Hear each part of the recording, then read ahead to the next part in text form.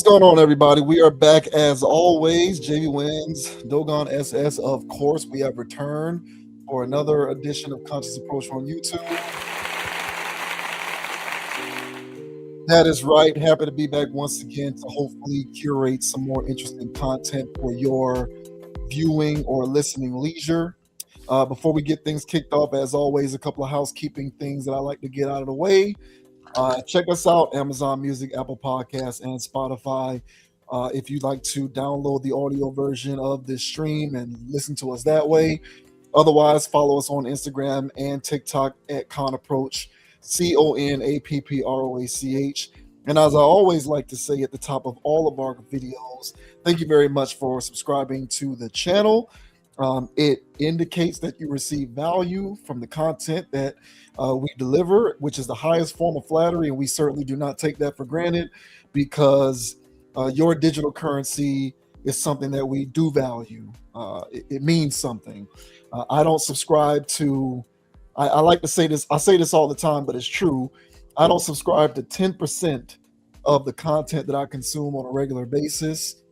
So for the things that I do actually make the effort to subscribe to, it's just an extra step that I took because I feel as though I get so much value that it's worth it for me to actually become a part of that community and hit that subscribe button. So to everybody who has subscribed to our channel in the past and to everybody who will subscribe to our channel in the future, thank you very much. We do not take for granted the value of your digital currency. It is indeed one of, if not the highest form of flattery. Now, with that out of the way, we're going to go ahead and get things kicked off. First topic that we are going to talk about tonight is someone who is indeed a friend of the channel. He has graduated into that status due to the amount of times that we have used him content on the channel. That boy goes by the name of Bow Wow, of course. Bow Wow has said a lot of things in the past, ranging from music to relationships. This falls within the music category. And he's sounding off on quality of music and his belief that there is no such thing as, well, his belief is that there isn't timeless music anymore because music isn't being made with substance. Now, one might say to themselves, these are interesting comments coming from a person with the catalog that contains the nature of his. But be that as it may, they're interesting comments nevertheless. So we figured we'd go ahead and kick things off by diving into what he had to say and offering up our analysis on his thoughts. So this says, Bow Wow says lack of timeless music is because we're missing substance. Bow Wow isn't happy with the current state of music and wants artists to deliver more substance. The rapper, who will be a headliner on the upcoming Boys for Life tour, was a guest on the January 30th episode of Sway's Universe, where he shared his hot take about contemporary music. Around the 26-minute mark of the video above, the So Dev artist, whose last solo album was 2009's New Jack City 2, said that he said that he believes no one is making timeless music anymore. Ain't nobody making music that makes the ladies cry or feel some type of way when they put it on. Bow said, adding that there's a lot of right now music being released. Even the biggest artist is big. Let's see what it's going to be at the finish line, though. Acknowledging that music will change, Bow Wow went on to urge artists to make music that will last forever. We're missing substance. That's why we feel good when certain rappers drop. It's almost like therapy, or like, you just been healed from something. The rapper went on to explain that music is a means of expressing yourself, but party anthems can also be timeless. Even if it's a party record, there's party records that last forever. It's how you write them. It's how you place them. Everybody can go to the club, buy a bottle, and shake some ass. But it's like, can you talk about that, but in a different way, in an artistic way, but still getting that point across? That's what people struggle with. Bow Wow, who will soon release his 7th studio album, plans to bring originality back to music with his upcoming single Father's Day, as he became a father of 2 since dropping his last LP. So, of course, this link will be in the description of this video. You can check out that full interview on Sway's Universe for yourself.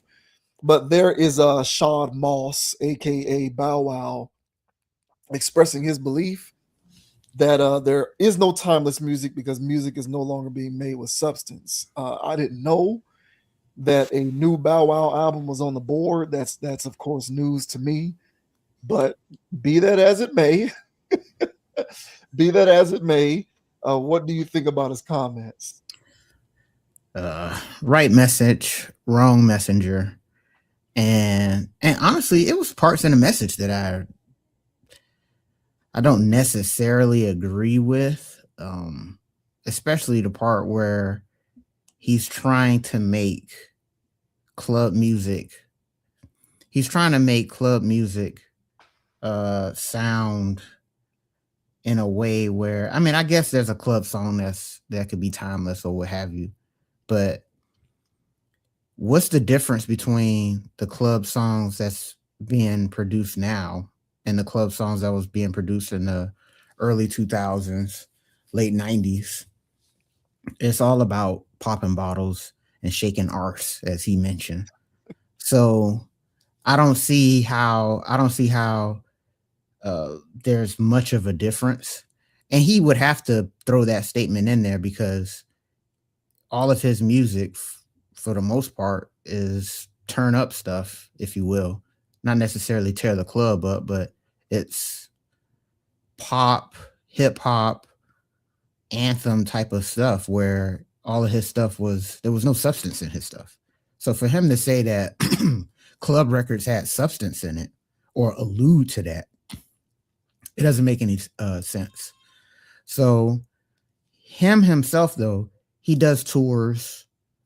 He does his shows where his cronies come watch him, and they know every word.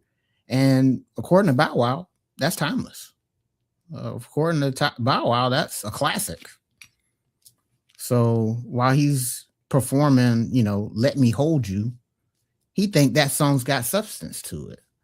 But to me, I don't think that song had substance at the time it came out. And even as it had time to age, it hasn't grown on me in a way where it's like, damn, that was a hit. That was a classic. I'm not deeming anything Bow Wow has ever done as a classic or anything that had substance. So I don't think that he's the right party, no pun intended, to be telling me that music is missing substance, because he was part of the era and the generation where the lack of substance became king.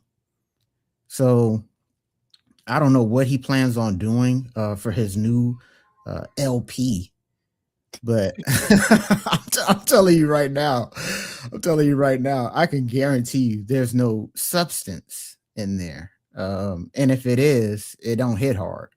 So yeah, music has become more industrial, therefore lacking in substance. I think many people will agree with that. But I don't think Bow Wow was ever at the forefront of making music that moves people. He made music that moved teenagers, specifically teenage girls. Yeah. So sorry, Bow Wow. Right message, wrong messenger. But I will tune in to his album just just for some laughs. Okay, but what are your thoughts, man, on Bow Weezy saying that, hey man, the game nowadays is lacking substance, therefore music is falling off? What are your thoughts, man? I agree with all of that. And what I'm going to do is separate message from messenger. Okay. And I'm honestly just going to focus on the message because I agree with you. I don't know what he's talking about. I'm not sure, unless he's not including himself in that category and he's just speaking generally. I'm not sure how he fits into the fabric of timeless music with substance. I'm missing that part. But if I'm going to separate message from messenger, and just focus on message, to the initiated of this channel, I do apologize, because if this topic seems like a retread, it is a retread. This is a this is a topic that we routinely cover on this channel every other week or at least every other month because I find it interesting. I find it fascinating. So, to anybody who is following along with us and they watch a good amount of what we do here, this can seem like something that we are rehashing repeatedly. But for anybody who is uninitiated with us, you know, topics on music and the evolution of music are of tremendous interest to us. And it's a fascinating conversation. It's a fascinating observation in all sorts of different things, which is why I choose to pick topics like this from time to time. And I find this to be interesting. And the reason why I find it to be interesting is because I oftentimes struggle to like, I guess, find the line or the balance between like objective truth and subjective sensibilities. Mhm. And what I mean by that is I feel like the passage of time, especially with respect to music, is always going to create this feeling that there's a degradation in quality over time if you come from a time in which the music was made a certain kind of way and it's no longer made the way that you became accustomed to it. I remember when I was a kid, my parents, more specifically my dad, complained about the music I listened to constantly. He constantly complained about 90s hip hop, 90s rap. He said that compared to the funk era that he came up on in the 70s and the 60s, that rap was trash. It didn't matter whether the rappers were being lyrical or rapping about the world or maintaining any kind of substance in their music. To him, it was garbage because it wasn't the soul and the funk music that he came up on in the 60s and the 70s. To him, that was an objective truth. But to me, that was just his opinion. Mhm. But now that I'm damn near 40 years old, I find myself expressing the same ideas, which is the music that is being produced today is objectively worse than the music that was being produced when I was growing up listening to it, albeit it's in the same genre, right? So the difference between conversations that I have with my dad is that was a conversation across genres when you're talking about funk music and soul music, even a little bit of disco, and the intersection between that and rap and hip hop. Versus now, whenever I'm having a debate with my younger nephew, for example, who is, almost 15 years younger than me, it's a conversation within genre, the difference between rap before versus rap now. Mhm. But outside of that primary difference, I find myself believing that the music that I grew up listening to was objectively better, and that the music being produced now represents an objective degradation in quality.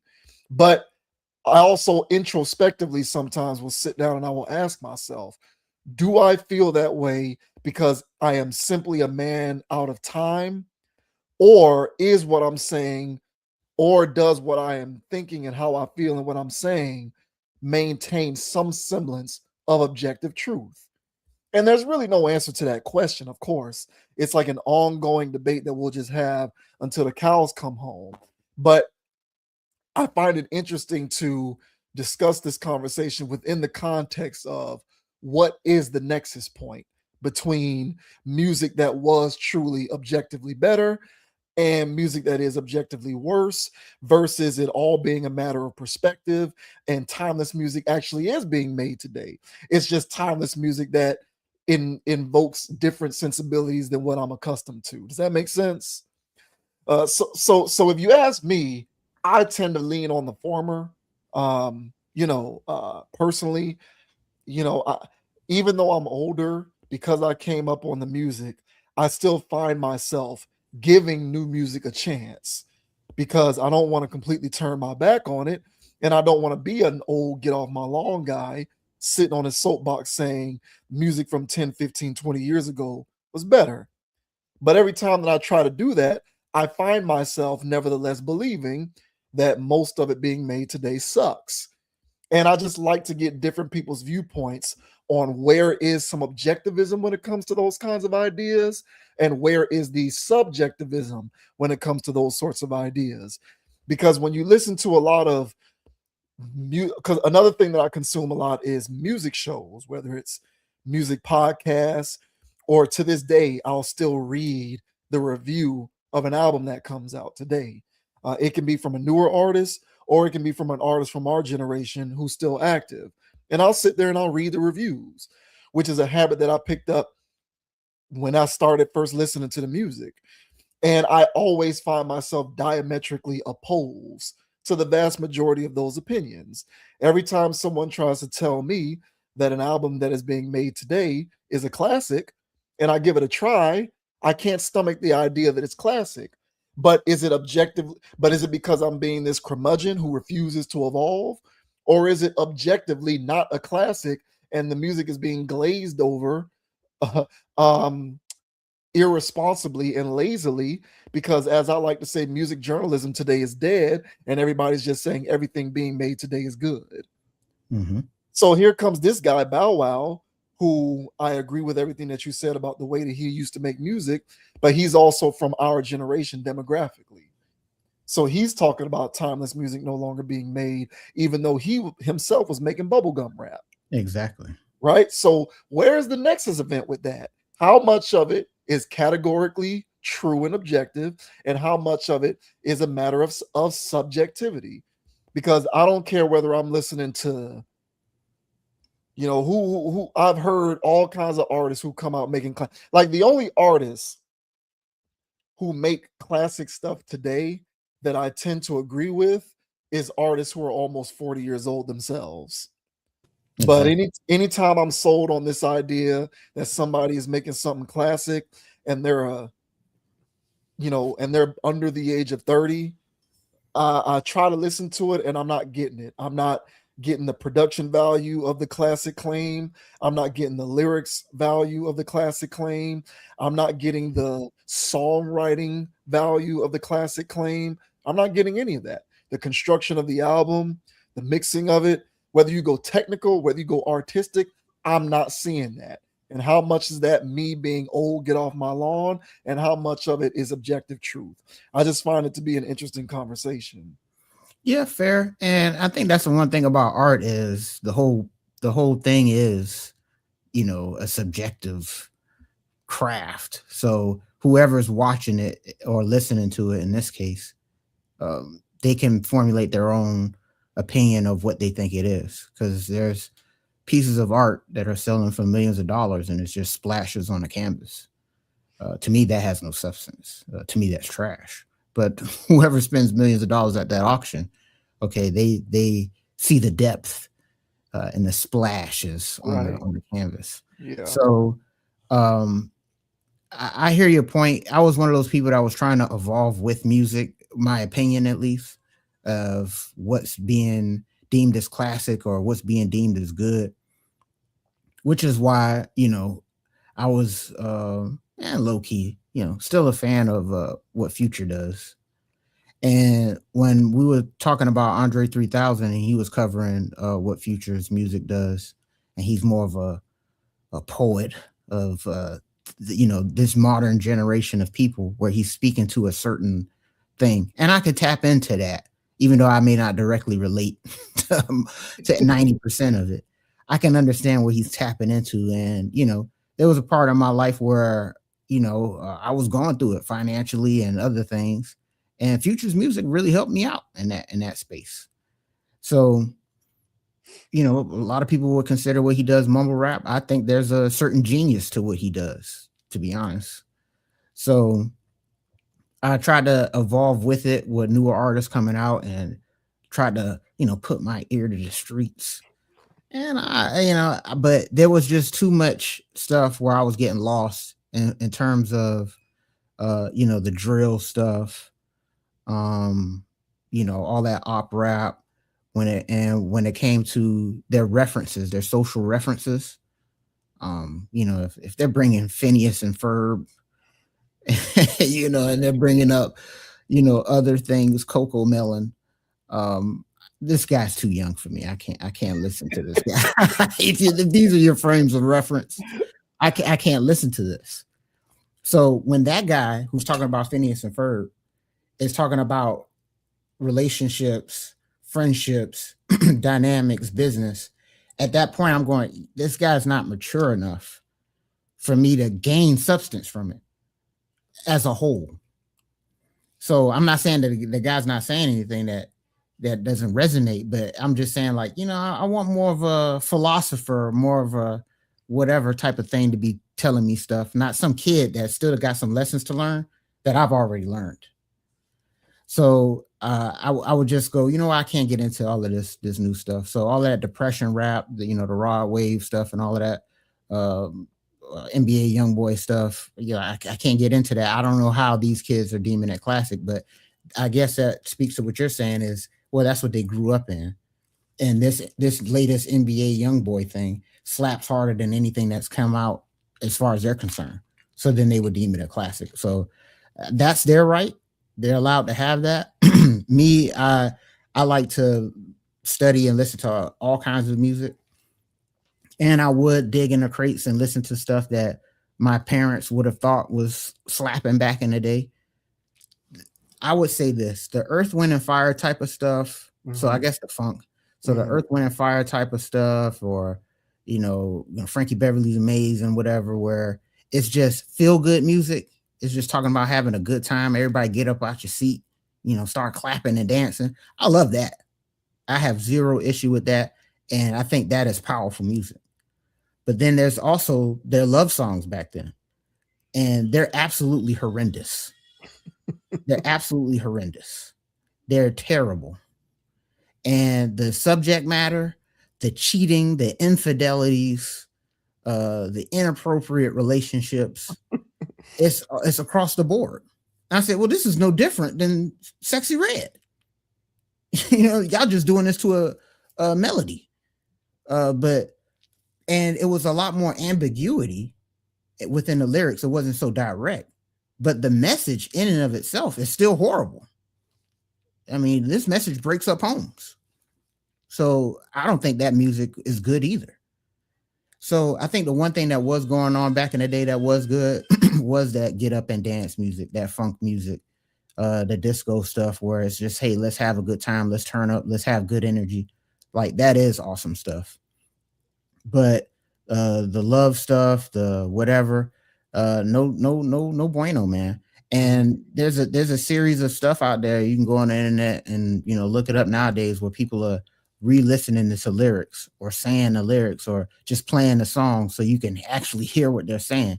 And it's actually, debaucherous. So, I think the old heads, not to use that term derogatorily, but I think the old heads, I think they're caught up in their own wave. Yeah. And they didn't see the fact that, well, y'all were pretty much laying down the blueprint of how to be ratchet on the mic. Y'all were just doing it in a more sultry kind of way. But at the end of the day, it's the message still remains the same. Go cheat on your husband, or go cheat on your wife, or go have a family over here. It's terrible stuff. Yeah. So all in all, I think it just pays to be objective as a whole and listen to things critically. And no, just because it was produced in the 80s, 70s, or 60s doesn't make it automatically golden. If you listen to it with a critical ear, you can also throw this in a Sexy Red Lotto category, as crazy as that sounds.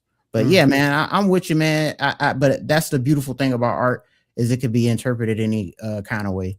And somebody can hear a classic and Lil B's music and think a Nas album is trash. Right. Yeah, that is very true. That's what was the name of that guy that we covered? I think Fivio Foreign. He said Nas was trash, or he can't quote a Nas song, something to that effect. Yeah. Which is an odd thing for a rapper from New York who's over 30 to say. Mm-hmm. But nevertheless, he meant it, and I believe him when he says it too. So yeah, music is just one of those things, man. One of the reasons why I think largely these observations are generational. I think one of the reasons why guys like Future and Drake became as popular as they did is because they personified, well, one of the reasons, at least in my opinion, is they made music which kind of represented the move towards like things that you and I may find goofy, like getting into committed relationships with sex workers, Mhm. or like seriously dating sex workers, or like, going to the strip club and, you know, actually wanting to shack up with a woman that you met at a strip club. So like these are things that are more and more commonplace today. Socially speaking, the way that we move, people are doing stuff like this more and more. They were making music like that, especially when they were in their respective primes. And I think that there is it coincided with the rise of those kinds of social sensibilities, which is Mhm. why guys like that gain so much fanfare and popularity.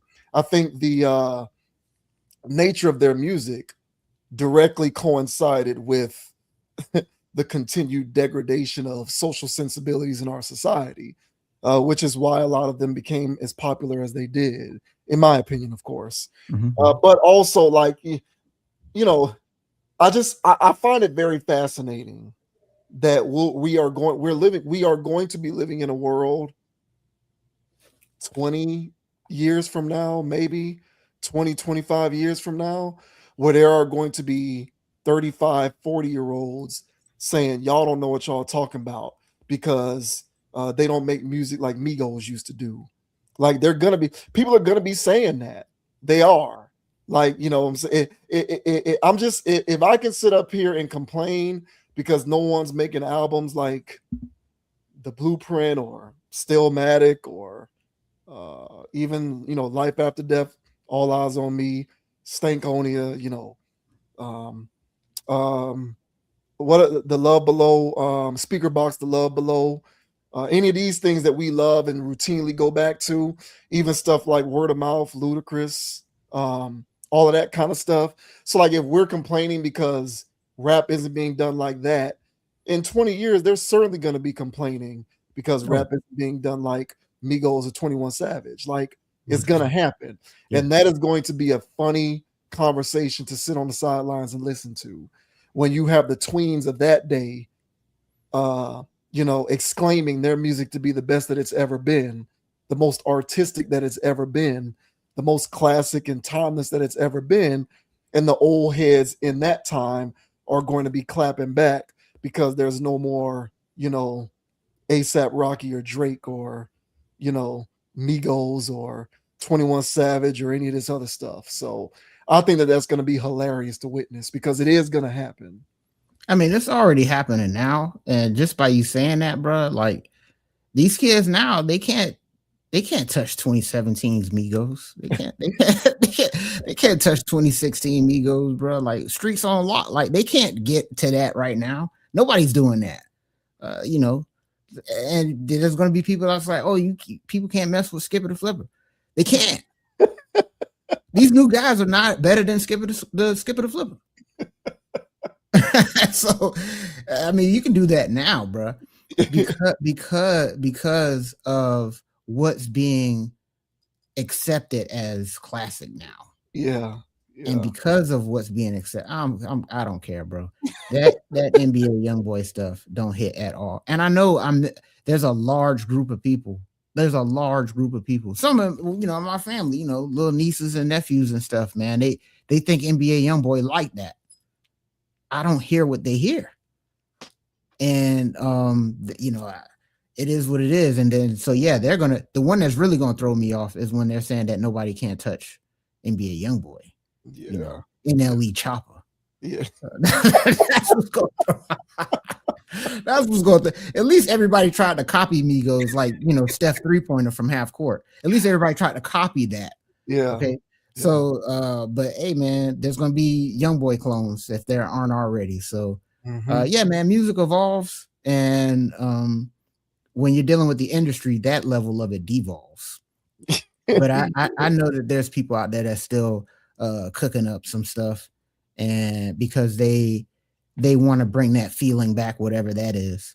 So I know there's people out there that really work, and you can find a diamond in the rough here or there, but for the most part, man, so long as the industry is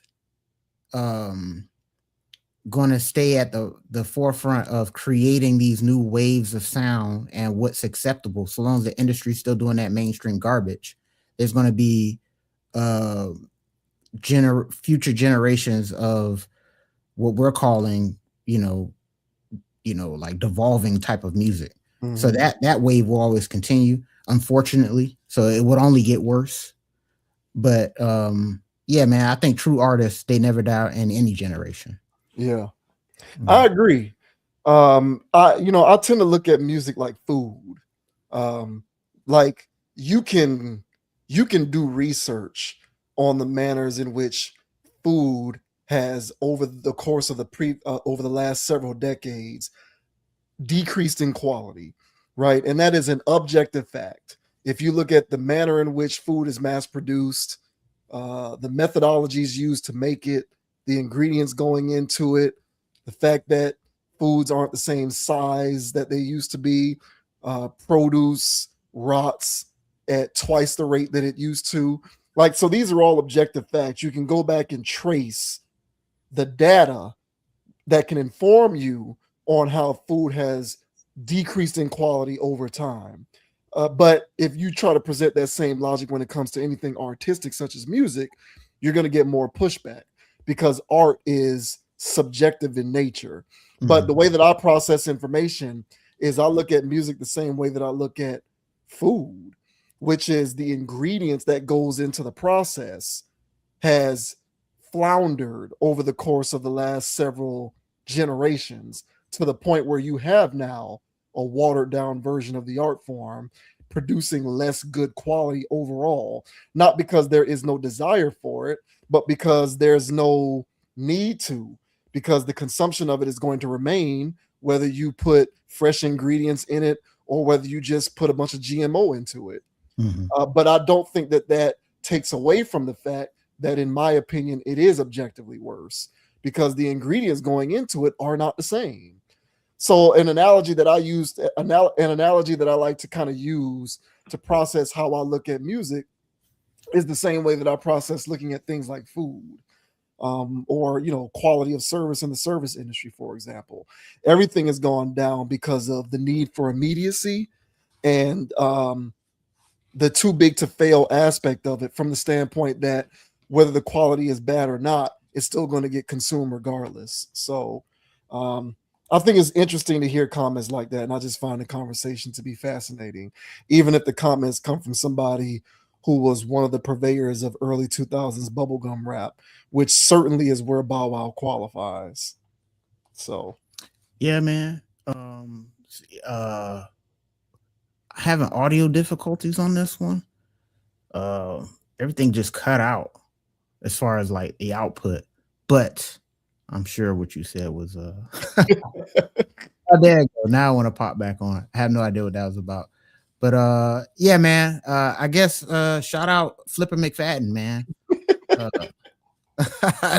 they don't make music like that no more, Flipper. So yeah. Don't worry about it. On the stream, man, we heard everything that you had to say. So all ain't right, nothing cut out on this side. all right, Gucci.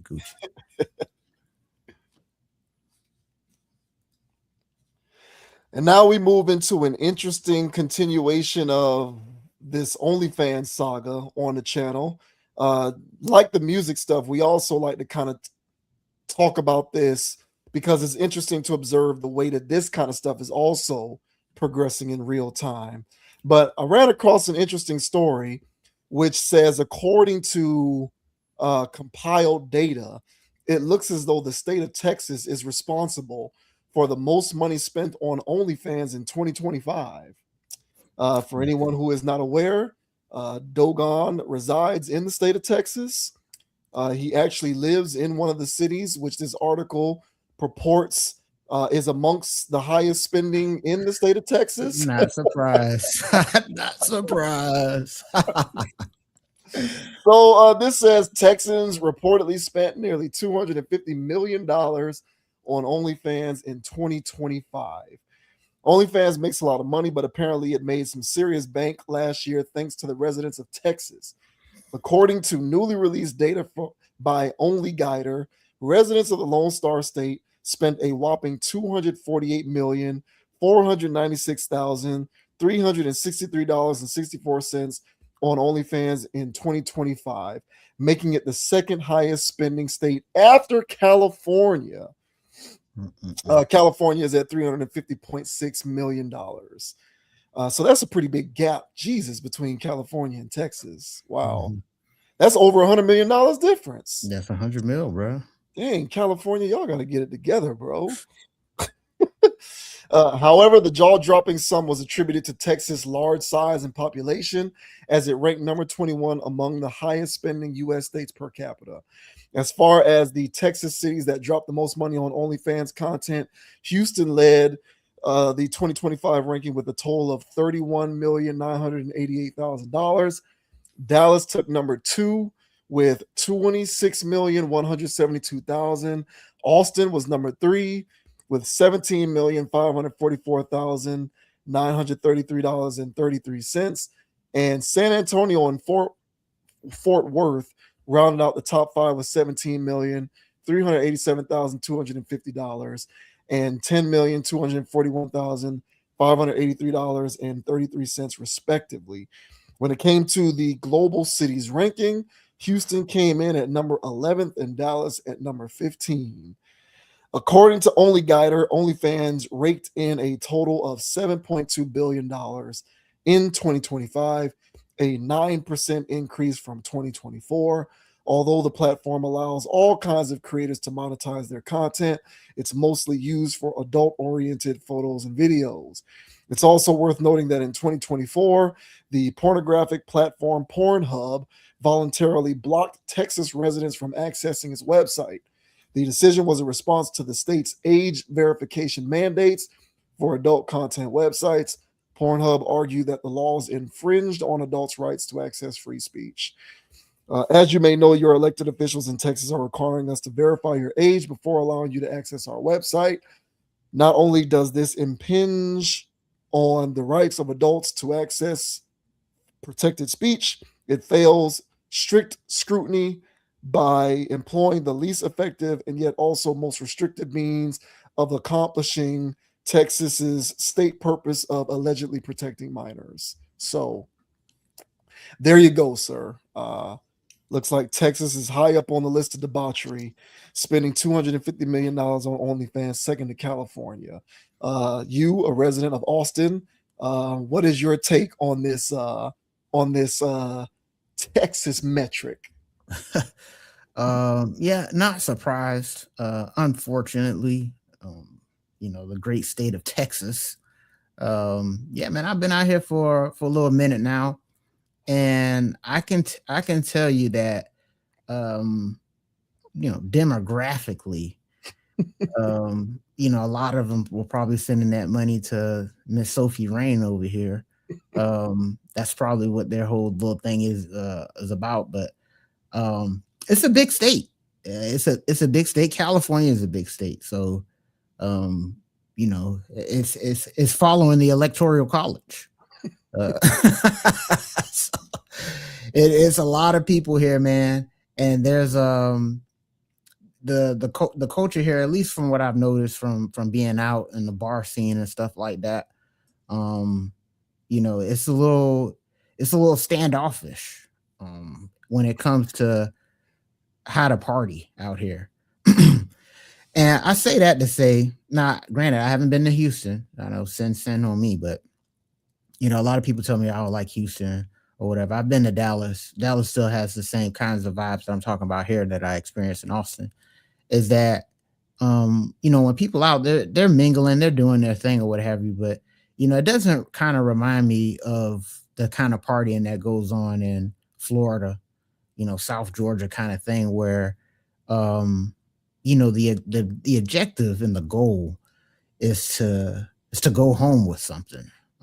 Out here, it's a weird kind of thing where people are socially repelling each other. It's very odd. So I'm not surprised that people that go out here don't go home with nothing and then log into their OnlyFans. Is my point. I see a lot of stuff where it's just like, how do people live out here?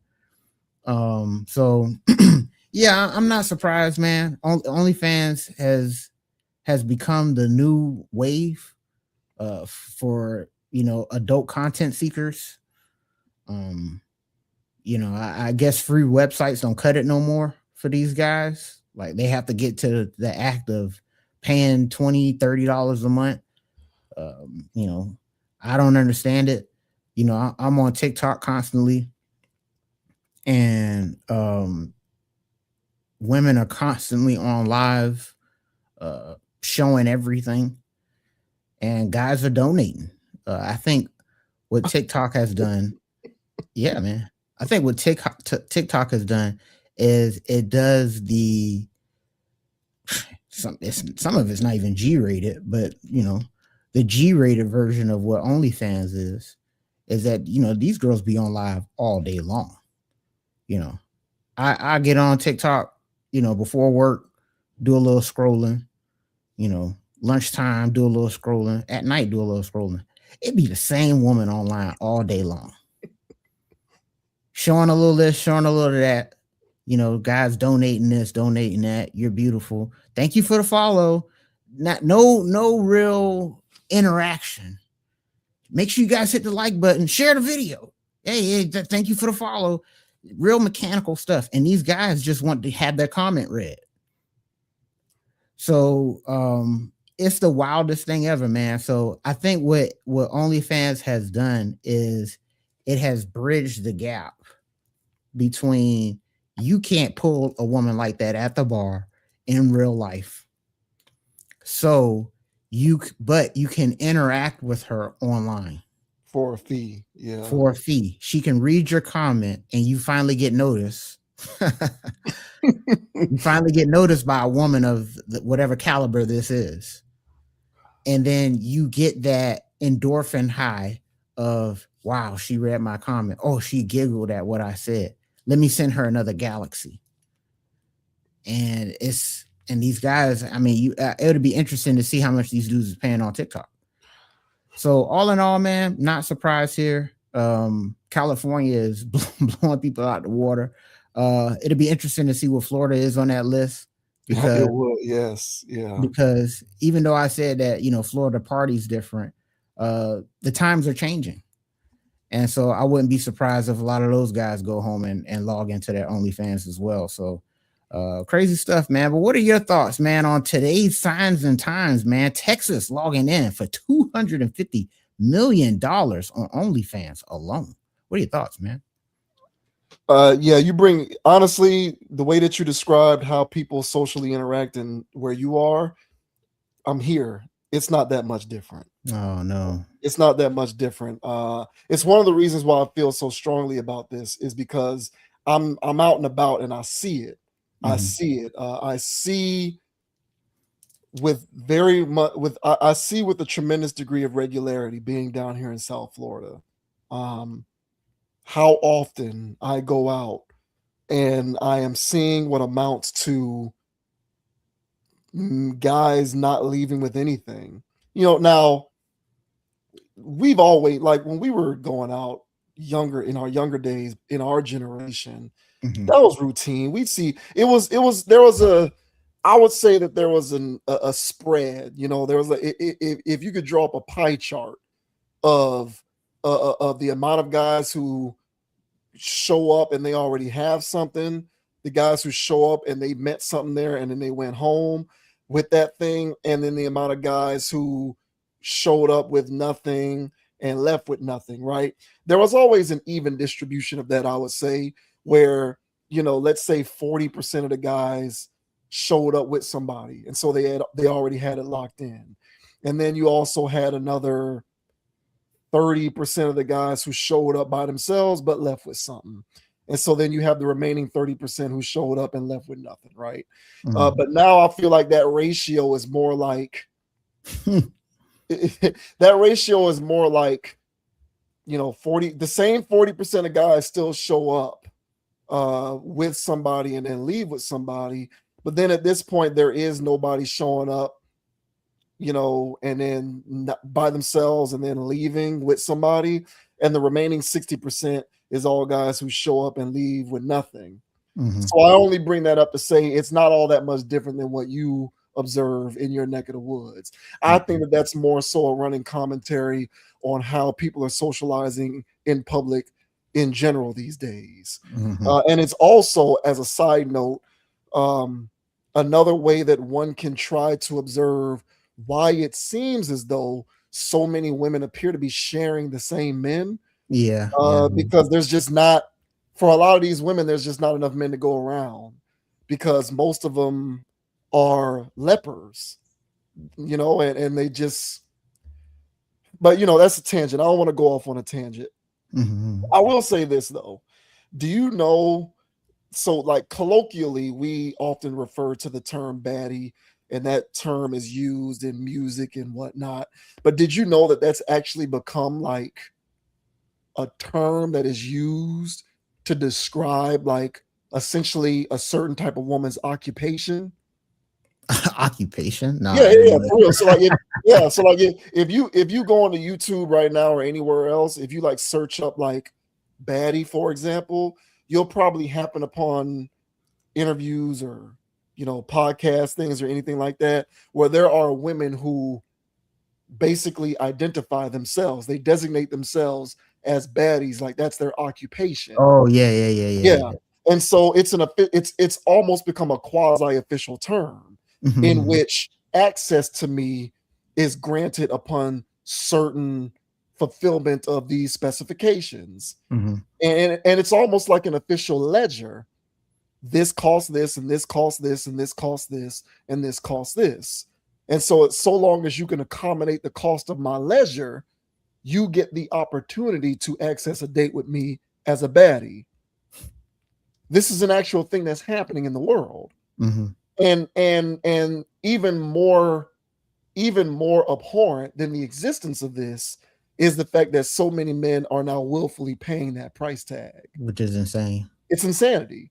So the whole reason why I bring that up is if there are so many guys, and we're not just talking because you like to draw the delineation between celebrities and regular people, and rightfully so. Individuals in that stratosphere live a completely different reality. So it's important to properly contextualize these kinds of conversations to make it known that there are differences between what regular everyday people are doing and how they move, and how celebrities and top 1%ers and 10%ers move, so on and so forth. So it's understandable for you to draw that delineation. But my belief is that this custom is becoming more of a widespread, acquiescing of the behavior in terms of the idea that in order for me to have access to a woman of that caliber, whatever that caliber may be, there's an idea that you must pay this entry fee. And that's becoming the standard operating procedure. So if you extrapolate that to the regular civilian world, where you're now having more and more women flooding the market with this marketplace, and more guys who are willing to acquiesce to it because they either believe they don't have a choice, or they think that that's the right way for them to be living, which is largely a result of the generation in which they come from. It's understandable at that point how there can be so much money spent on these respective platforms, because if there are so many people who are incapable or unwilling to pay the price, where do they go to get their rocks off? They have no other refuge but to seek out these websites. And so that's reflected in these swelled up numbers.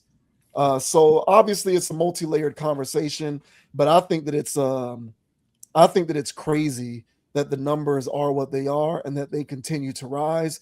But as crazy as they are, I understand it because I see what's going on out here and the nature in which the dynamics of the interpersonal relationships continue to change and shift very rapidly. People can't keep up with this stuff. And now you have actual people walking around in the world calling themselves baddies, literally being sex worker adjacent. because a date with them is inaccessible if you are unwilling to afford the cost of their quote unquote maintenance, which is the price of doing business, or rather the cost of doing business, because they're baddies. So you can imagine that that particular sensibility is only going to fester and grow as the normalization of this kind of behavior increases over time. And as the aggressive normalization of this behavior increases over time, there's going to be more sexless, dateless men in the world. And where do these sexless, dateless men go with their sexless, dateless statuses in life? Well, some of them may feel as though they have to spend this money on OnlyFans just because. So I think that it's a very wild, upside down scenario, albeit one that I get if you're paying enough attention to how things are going on out here. It is an upside down world, man. It's crazy stuff. Yeah, and to touch on the point again of how people are behaving socially when they all go out. Now, going out isn't the barometer of getting somebody for romance, okay? But at the same time, it is a microcosm of what is going on as a whole in society whenever you do go out, because those are supposed to be the horny people looking to link up. And when they're not linking up, because everybody came out here for somebody, the women did and the men. But when I see these little pockets of people who came with themselves and just hang with themselves the whole time, and I go, okay, when is this going to start blending and people are going to start hunching on each other? It's not happening.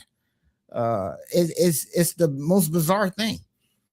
So I'm not surprised that, and people like to bring in C-19 and the lockdown and stuff like that. This stuff was happening before that, where people were becoming less personal when they get in these spaces because the advent of social media, smartphones, and all this other stuff, man. People haven't been as much. You didn't have to work on your game as much when DMing and texting became a thing.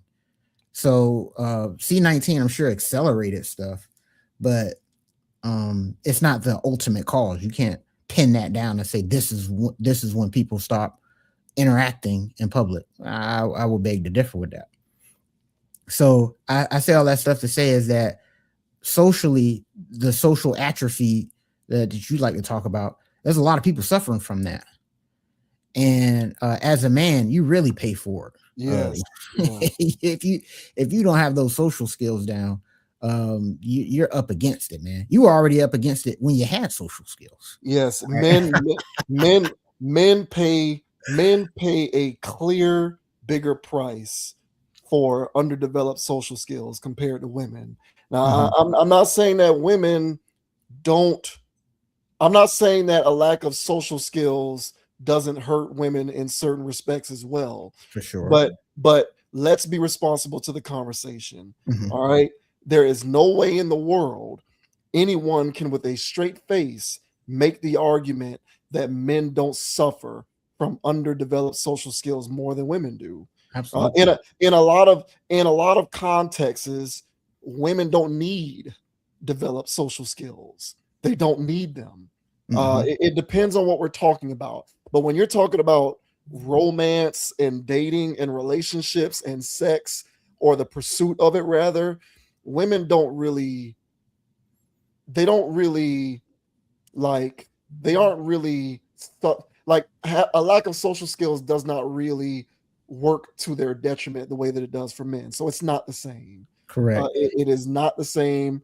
And men are dealing with this in various respects that are completely different from the ways in which women are dealing with this. And if that weren't true, you would not have 80% of the people on OnlyFans being men. There's a reason for that.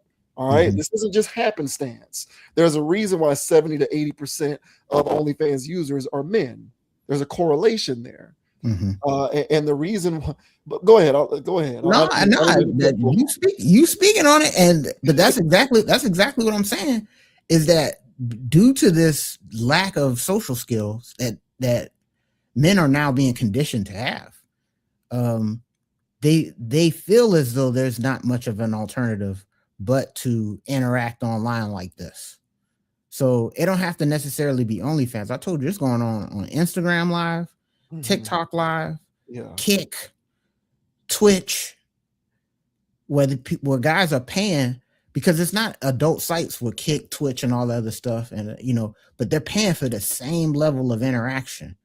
They're paying for access to a woman online just so she can read their comment, giggle, and say thank you for the follow.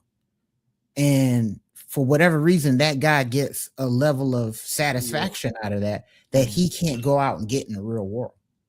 And it's an epidemic with that stuff. So it would only grow from here.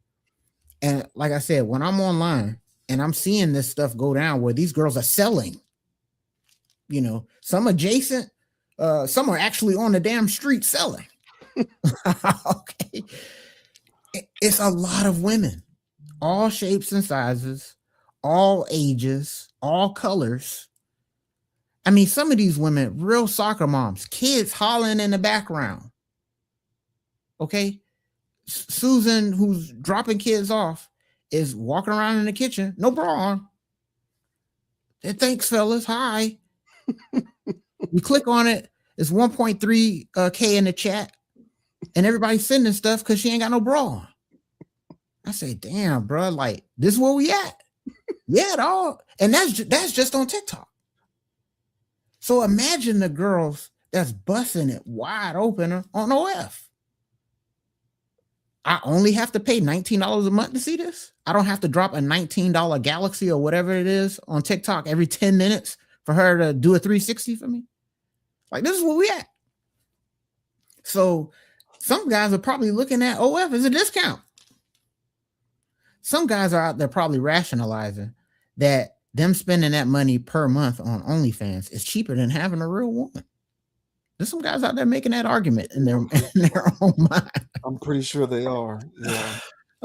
But last thing I'll say is that for the whole sex worker thing, the reason why it made sense, back in the day, from whenever you would hear about it, it was a thing of you pay for them to leave. You would hear that, especially from the celebrity guys or whatever, and you're going to be paying one way or the other, cheaper than taking out on the dates and blah, blah, blah.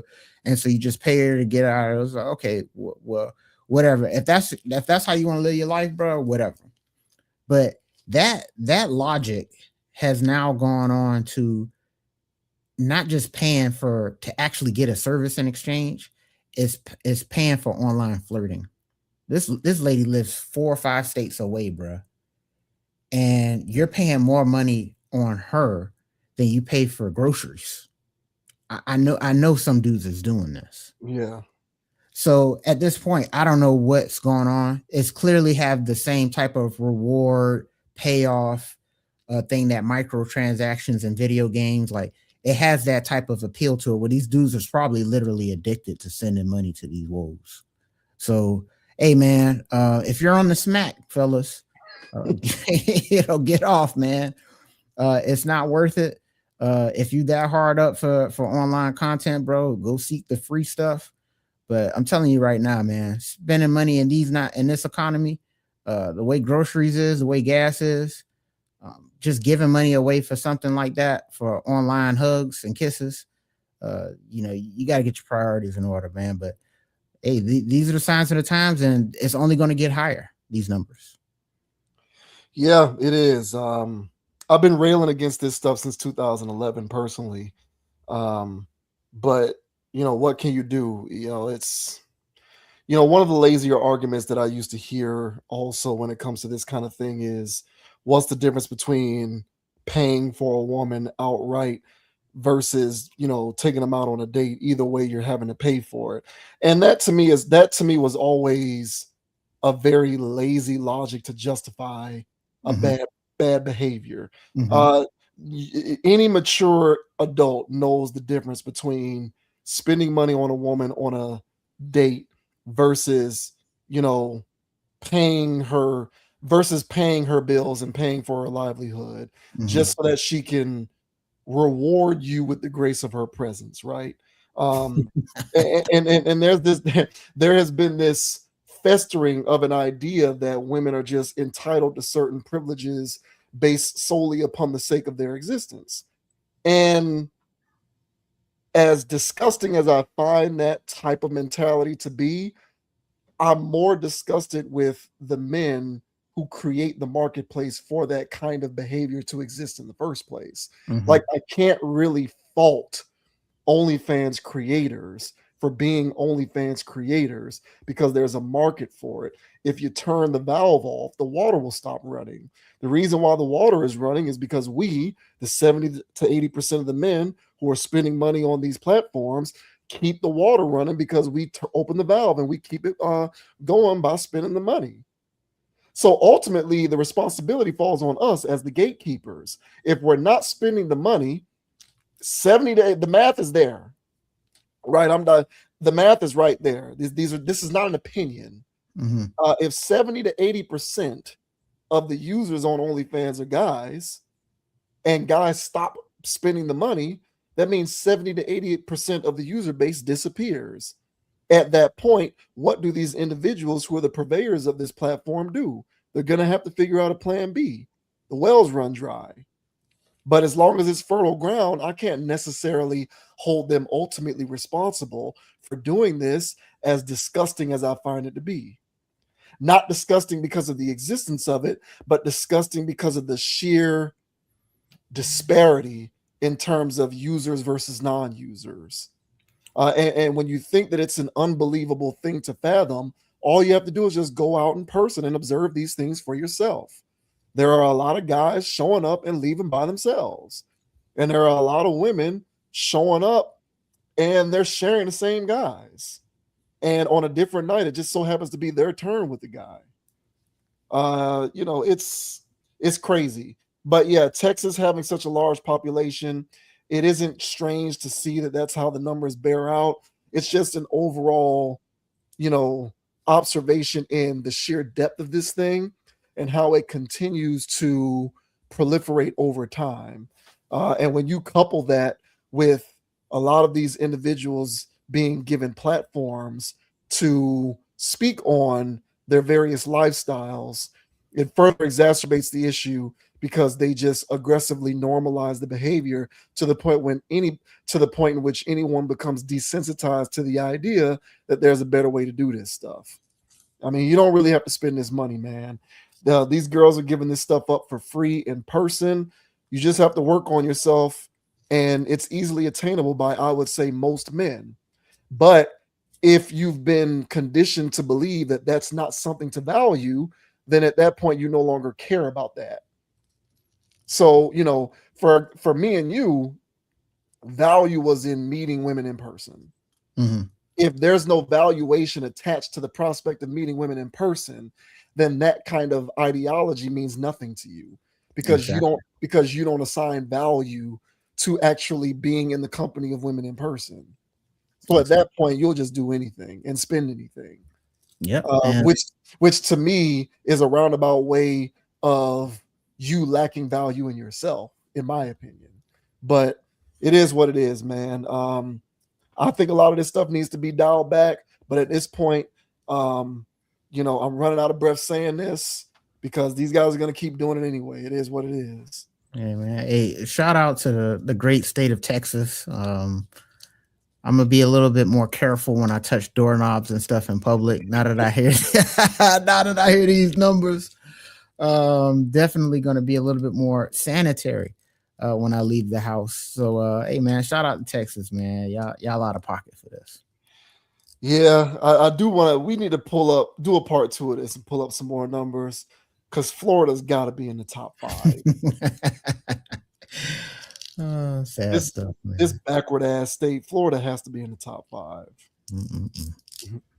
All super ultra conservative and traditional, spending all of this money on OnlyFans. It's trad wives. That's why. Yeah, right. Yeah. Hey man, you can't make this stuff up. Mm-mm-mm.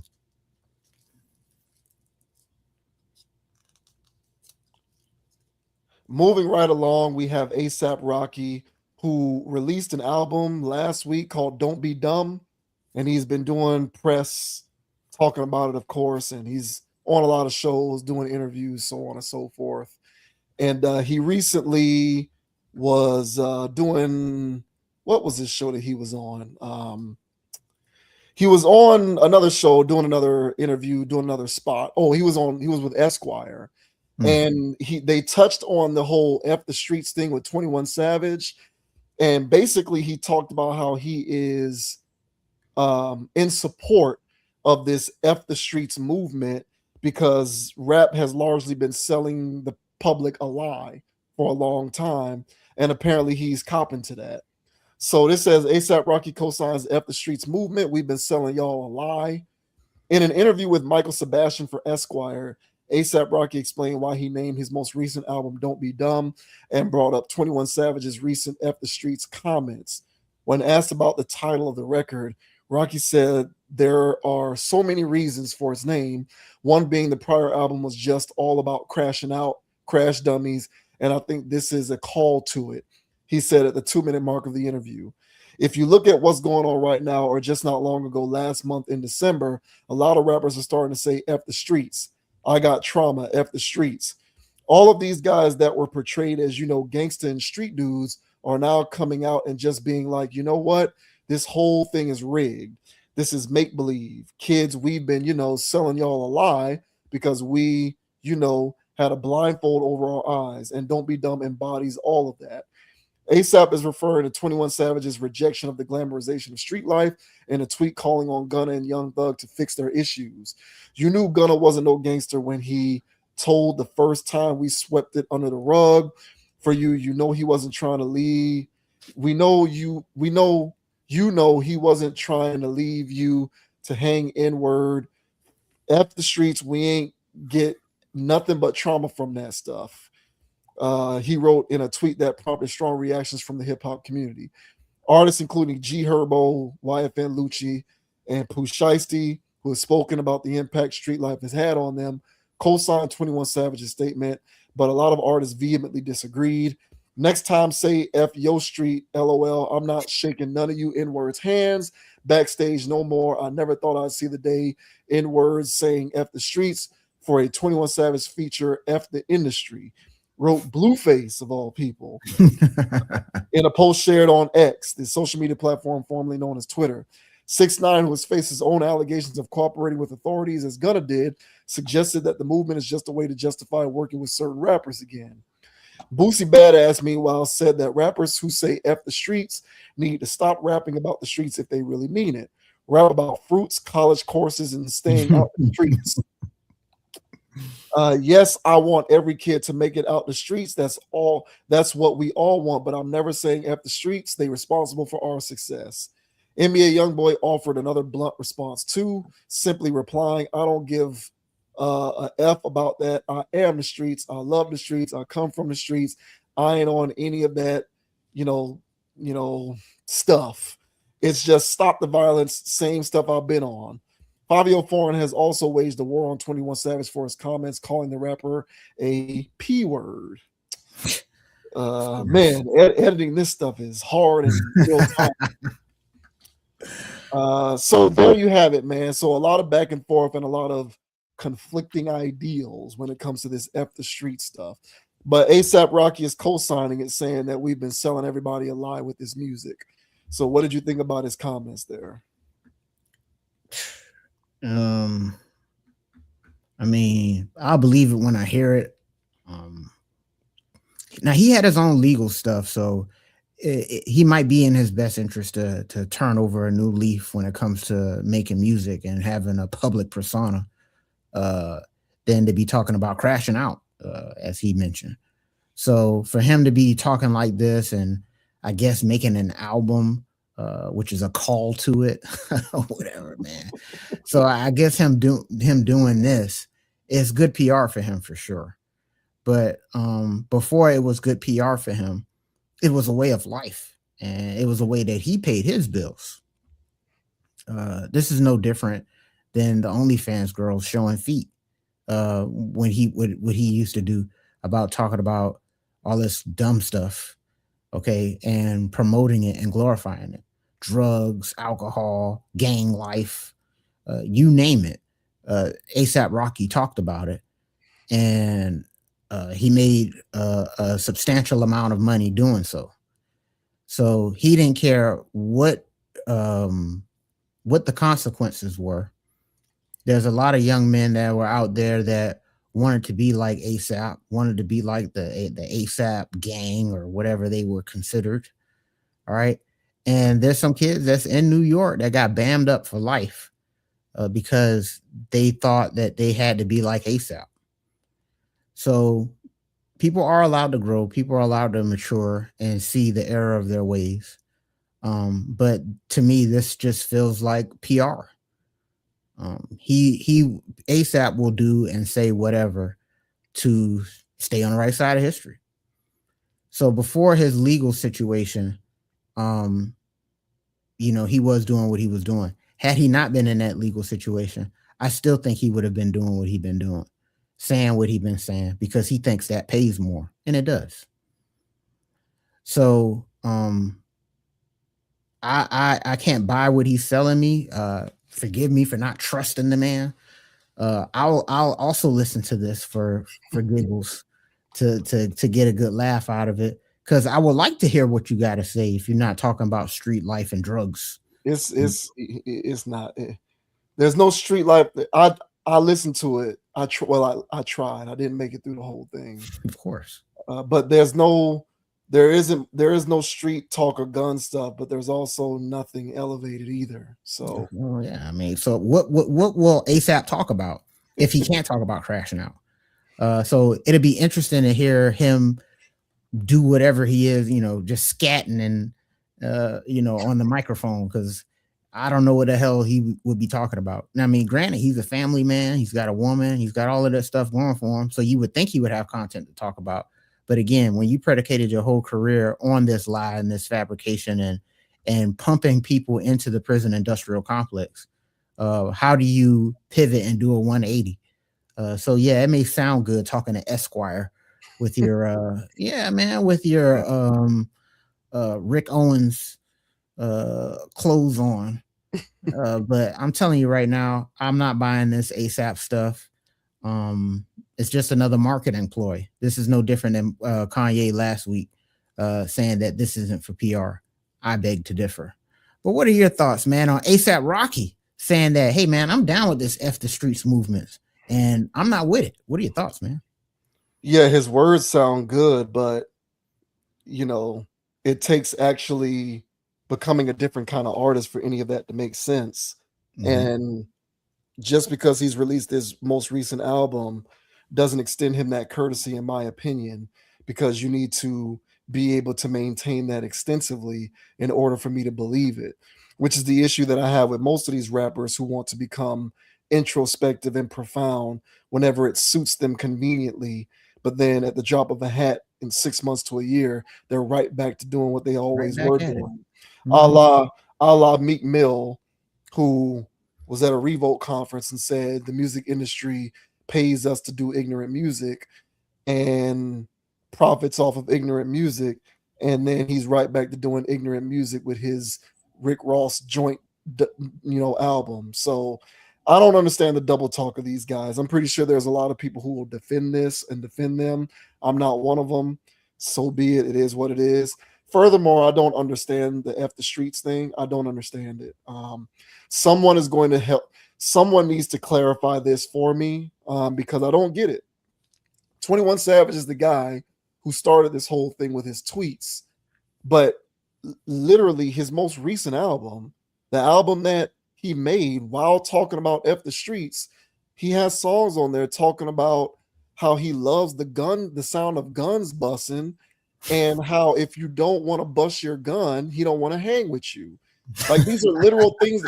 I'm not making this up, bro. Like, he said this in this album that just came out like a month ago. Mm-hmm. So what do you mean by F the streets when you're still rapping like that on that album? I don't get it. So someone help me understand what I'm missing with this F the street stuff. Because to me, if you want to broker peace between rappers who are beefing over street stuff, and you want to use this idea behind F the Streets in order to do it, then you need to do a better job of articulating what your goal is, because you're leaving a lot of people, myself included, confused when you still get into your music making mode and are doing street music. So there's a lot of inconsistencies. There are a lot of inconsistencies when it comes to this kind of stuff. I really do think that these guys just engage in double talk. They do things when it suits them conveniently, and then once the hot mic is off, once those hot lights are turned off, and they are back to their day to day, they're going to go back to what they know. That's my opinion. I can be proven wrong with that, and I would love to be proven wrong, but thus far, I have not been proven wrong. At least one thing that I respect about people like Boosie is, even though I'm not a fan that much, I'm not really somebody who's going to run and listen to Boosie music. He nevertheless is transparent in terms of who he is, and he's unapologetic for it.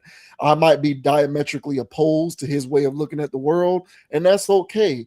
But at least he is not being a chameleon, trying to convince the world that he is an individual whom he is not.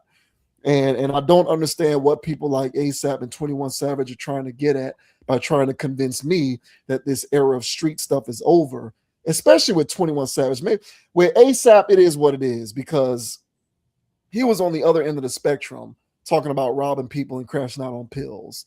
And if he's beyond that, fine. We'll see as time tells.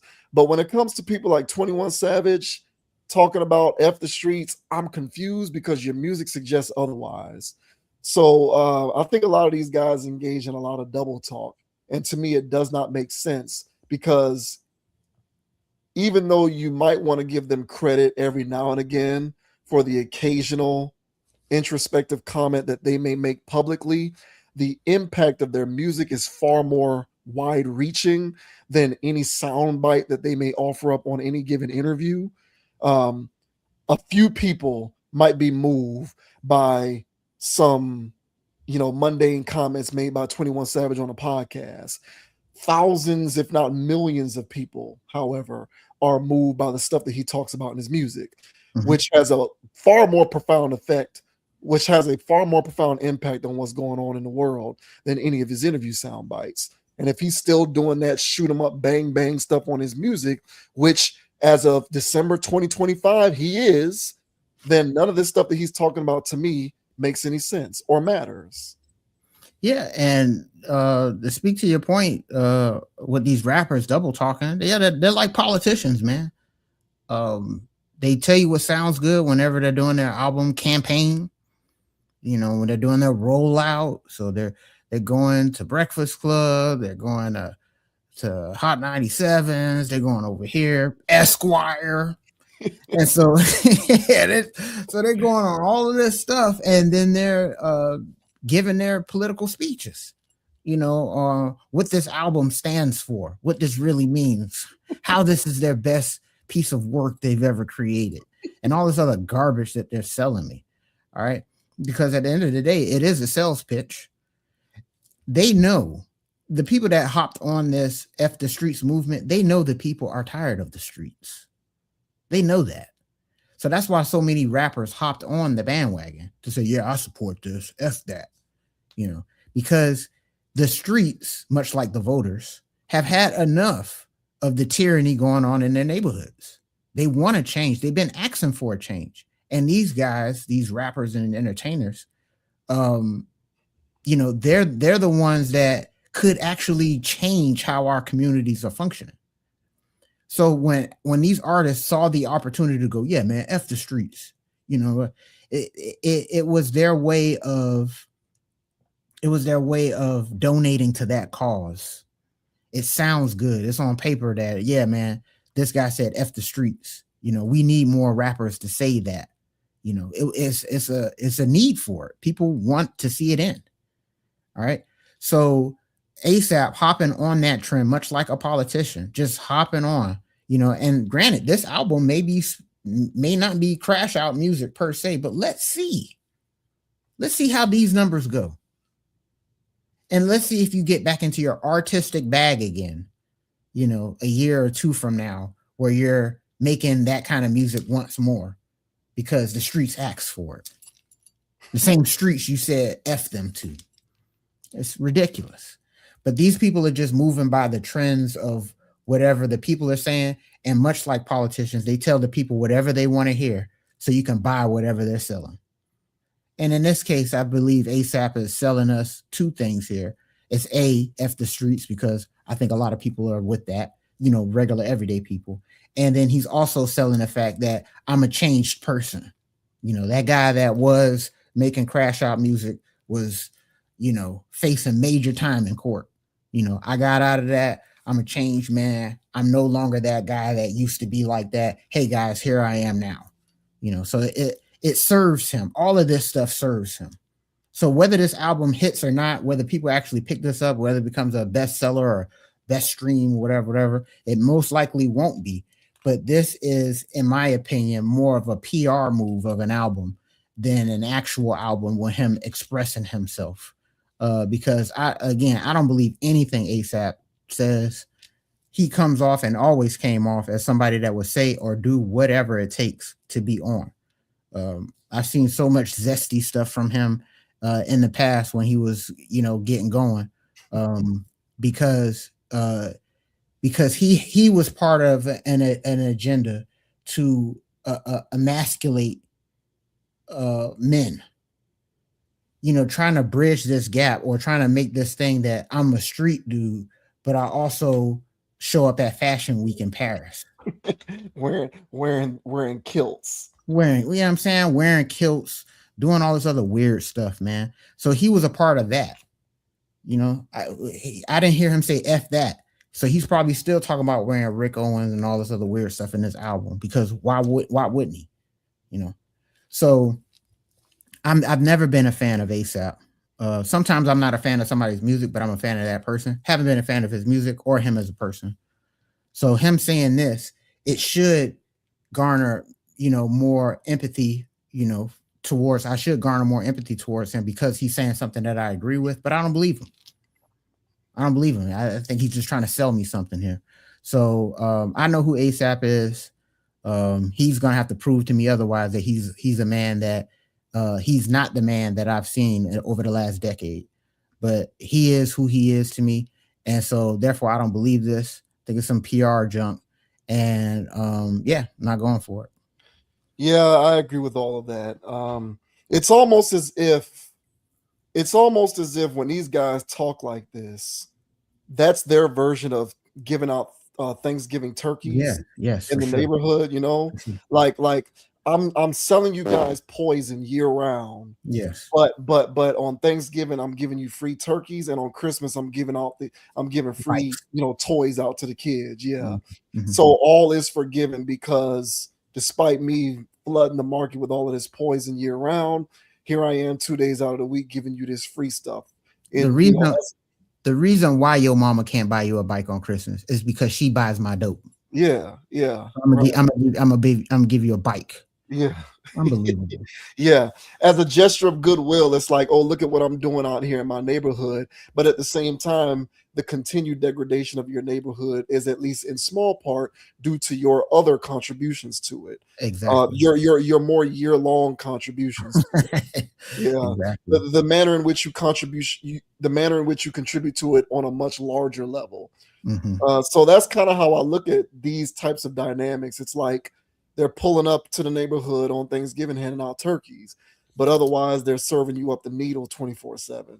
Yeah, I don't buy it either, man. And it's just, and if I'm being honest, I don't know ASAP all that well per se. So perhaps I should be willing to give him more of the benefit of the doubt. But for me, he's catching a lot of shrapnel because of people like 21 Savage and Meek Mill, individuals who I despise, who have been doing this kind of parlor trick for years, where they will tell you exactly what you want to hear to make them think that they are now existing in the world on a higher plane. Yet here they are back in the studio doing the same garbage over and over and over again. And I'm just not here for it anymore. I am no longer giving these guys the benefit of the doubt. I am at a point where you just have to prove it to me over a sustained extensive period of time. Yep. And I'm not giving you that grace because I've been burned by these guys for long enough that I'm just over it. I'm not extending that courtesy anymore. That's just how I see it. I'm pretty sure there's a lot of ASAP Rocky fans out there who feel otherwise. That's fine. You go do you. But trust me, I went to a PWI for a total of 7 years, and I was around these environments, and I saw the kind of stuff that was going on at parties while ASAP Rocky music was taking place. So you can miss me with a lot of that stuff because I've seen and experienced a lot of it firsthand, and not all of it was just happy-go-lucky, carefree, consequence-free, have fun, have fun-free party music. I'm not buying that. So, we'll see what happens in the future, but you don't get my benefit of the doubt. You just get a stern, observational eye, and that's about the best that I can offer. Yep. So I'll be watching, man. We'll see if you keep this up, and if you do, kudos to you, man. I'm all for people turning over a new leaf. People can't learn, grow, and mature. So if this is where he's at, kudos, bro. But I'm getting real Brittany Renner vibes from this. Yeah. So we'll see, play ball. Yeah, it does. It feels grifty. It really does. It really does feel grifty. Shout out to Brittany Renner, man.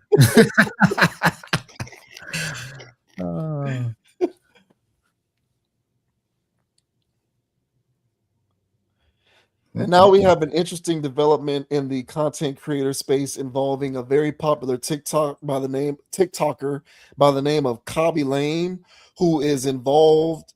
He struck a new deal to leverage his likeness for AI advancements, where he can leverage his persona through AI development to the tune of a deal that's reportedly worth $950 million for the creation of something that's being called a digital twin. This is something that's new to me. I've never heard of this, although after reading the article, none of this surprises me in the slightest. Mm-hmm. But it's the amount that this is being valued at that's kind of staggering to me. But this says TikTok's biggest creator, Khaby Lame, strikes $950 million AI deal for digital twin. TikTok's biggest creator, Khaby Lame, has taken a major step beyond traditional influencer deals, signing an all-stock agreement valued at $975 million that grants sweeping rights to his personal brand and identity. The deal authorizes the creation of an AI-powered digital twin built from his likeness, voice, and behavioral patterns. Lame's rise has been anything but conventional. After losing his job in 2020, he began posting short videos on TikTok that relied on physical comedy and silent reactions. Those clips quickly resonated worldwide, turning him into one of the most recognizable figures on the internet. Today, Lame counts more than 350 million followers across social platforms. That reach helped drive the massive valuation of his new partnership with Rich Sparkle Holdings, which will use the rights to develop AI-driven versions of his presence for global audiences. According to Complex, Lame has also authorized the development of an AI-powered digital twin. A digital twin is a virtual replica of something real, whether it be a place, an object, or a person. The process goes further than basic visuals. To create it, Lame will enable Rich Sparkle to copy his facial features, voice patterns, and behavior. This will allow the company to create multilingual content or even virtual live streams with the streamer's digital doppelganger. Rich Sparkle has projected enormous upside from the agreement, estimating that the technology and expanded licensing opportunities tied to Lame's digital twin could generate more than $4 billion in annual sales. The deal signals a shift in how top creators monetize their influence, moving from endorsements and appearances into ownership stakes tied to AI-powered extensions of their identity. So it kind of sounds like the deal. What he is getting is stock, and the stock is valued at that $950 million. So I don't think, based upon what I'm reading here, that it's $950 million in like cash or incentives or anything like that. But yeah, bro, I think nevertheless that's still pretty staggering. So What do you make of the scope of this kind of deal with this guy? You know, when I first heard of this, when I first heard of this, I was, I was happy about him making close to $1 billion on a deal. But then I was like, okay, but what are you doing for that money? How does that work? So then it was like, oh yeah, AI twin thing, doppelganger, where basically, I've heard all kinds of stuff where they're going to be running like a 24-hour stream, bro. Like it's 24/7 with this guy, image and likeness being used in the perpetuity to push products or to do whatever. To annually gross $4 billion, what would that take? And so I don't know how much your image and likeness is worth, but when I heard what the actual deal is going to entail, me personally, I wouldn't have felt comfortable signing that. Now, granted, I'm sure there's stuff in that contract where he can't do anything salacious. But I don't want to see my image and likeness doing anything. I'll see, rest in peace, man. But people are having a good time with Kobe and AI, where he's doing the most outrageous stuff, saying the most outrageous things. And it's a meme. If I give a company the full rights to my voice, my face, and I could be doing or saying whatever because I signed my name on this, I don't know where that ends. So again, I'm pretty sure there's stuff in the contract that say I can't do this, I can't be doing this, I can't be doing that. But for the most part, you're going to be doing it. It can get to the point where you're doing some high-end jigabooing, and there's nothing you can do about it. You know what I'm saying? You can literally be in there with soft shoes, tap dancing with KFC in your hand, and you can't say nothing about that. Well, the concern should be whether he didn't make sure that deal doesn't it would need to be him who makes sure that that there's limitations on how they can use his image and likeness. Because if there are none, then they're going to do whatever they want. He can't do any. That's the part about it. So I'm not even concerned with what he can and can't do. I'm concerned with what they can and can't. That's what I'm saying. That's what I'm saying. Like if one day you wake up and you see yourself tap dancing with KFC in your hand, what you gonna say? And then on top of that, like you mentioned, the article's talking about stock. I can't do that with that. What a finesse if this just stock, So I don't know, man. At first I was happy for him, but then once I heard about the AI thing, 24-hour streams, them basically using him as a billboard to say and do whatever, to sell whatever, you know what I'm saying? Erectile dysfunction pills. Why not? That's right. Yeah. So, hey man, it's almost $1 billion in whatever his deal was. And just look at that. Annually, they're going to be making $4 billion. I probably would have kept that to myself and not do the deal. And if y'all gonna make $4 billion with this technology, then I would use my level of influence or whatever to produce my own company to make sure I'm not dancing with KFC in my hand. And then that way, that company that I invested in can generate $2 billion in sales a year, So, look, one hand, I'm happy for the man for being 100% out of poverty. But the other hand, part of me worry about the precedent that this is setting of people selling their image and likeness. I don't know if this is into perpetuity. I don't know if there's a amount of year deal he gets with this, but in either way, it doesn't seem to be adding up to be equal in value. But what are your thoughts, man, on this Khaby Lame guy selling his image and likeness for nearly $1 billion for an AI twin. What are your thoughts, bro? Of course, I'm uncomfortable with it, but I am an idealist. You know, there. If you're a capitalist, you don't give a damn. All that matters to you is $950 million. So, Mm-hmm. if you're a capitalist, he won in your eyes because he made out with $950 million valued arrangement.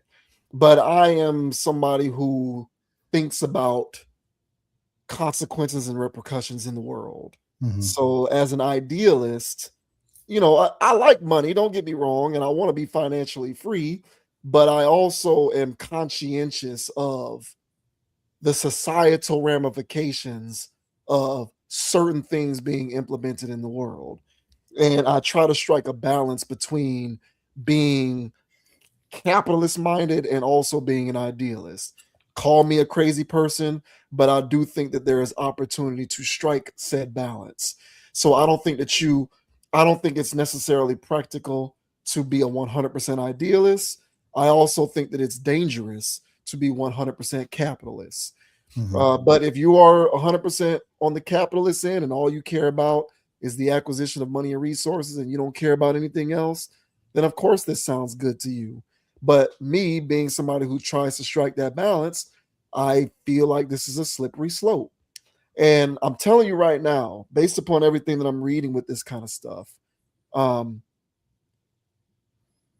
I'm gonna give him the benefit of the doubt that he has a great legal team Mm-hmm. and he has people around him who, when they were at the negotiating table for this thing, they made sure that that contract had all these stipulations for limitations on how his name, image, and likeness can be used. I'm Mm-hmm. giving you, I'm assuming, I'm hoping rather that that took place.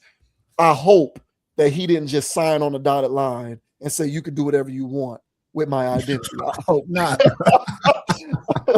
Like I hope not. I hope that there are things in this deal which say there are limits on what you can do with my identity. I'm giving him that.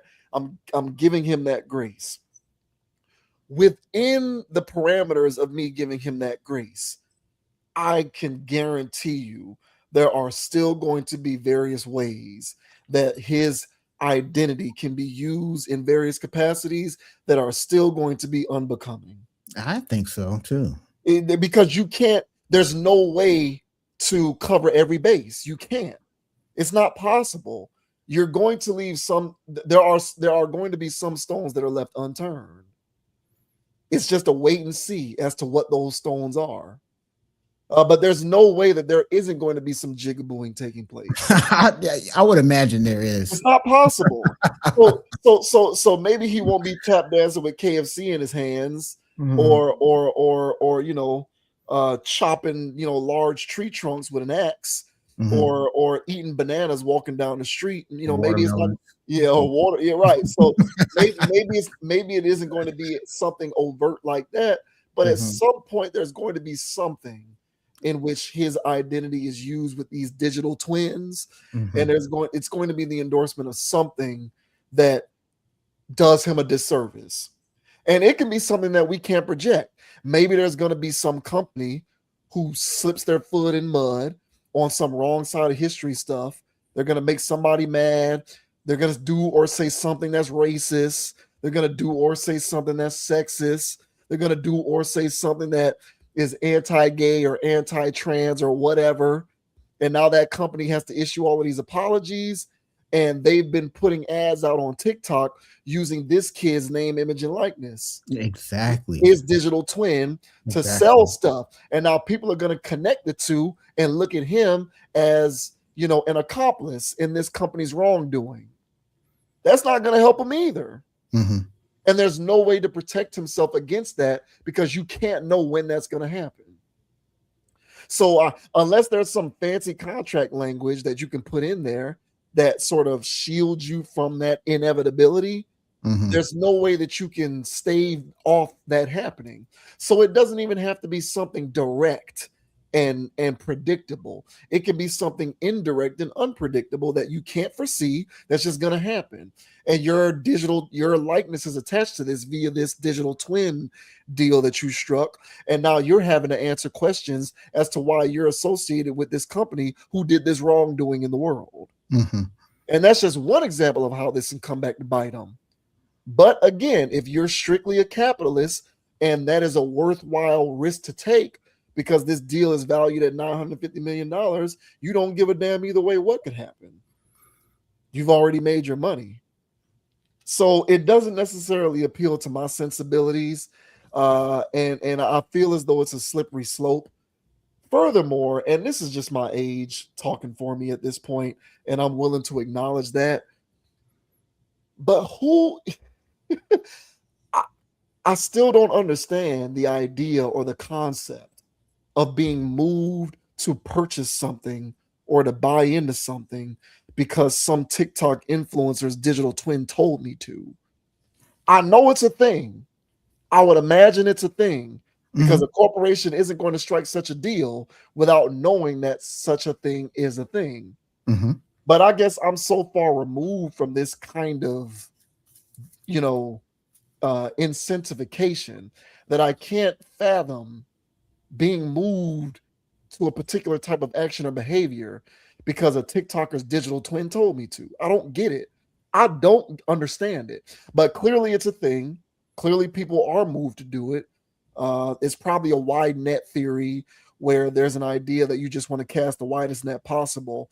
And are you going to get everybody? No, but you're going to get a decent percentage of people who are exposed to the messaging. And so it's worth the investment. It's probably that kind of methodology at play here. But just as somebody who is a consumer of certain things, because it's impossible not to be, at no point in my life have I ever been moved to be a consumer because an AI digital twin was a part of something.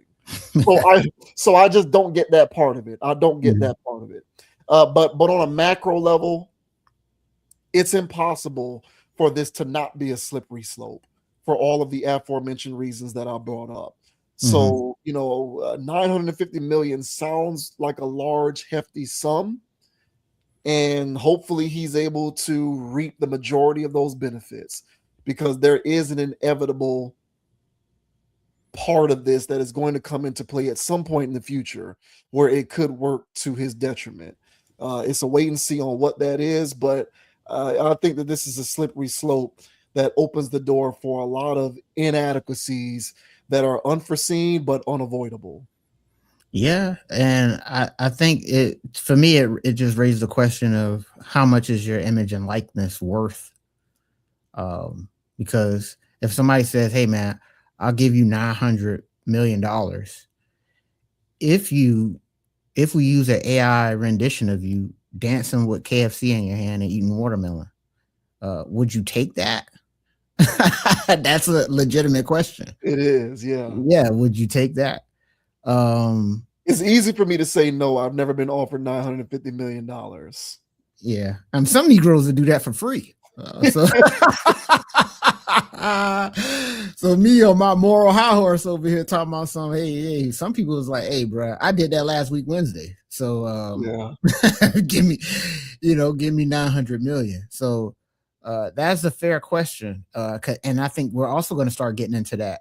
Because I think what this is going to do is it's going to set a precedent of influencers selling their image and likeness flat out. And because the companies, for instance, may not actually see the benefit of paying them, $30,000 a pop. Yeah, right. So let's do a deal. Let's do a 2-year deal where we got your image and likeness, and we're just gonna run ads 24/7. Yeah, because they don't need you.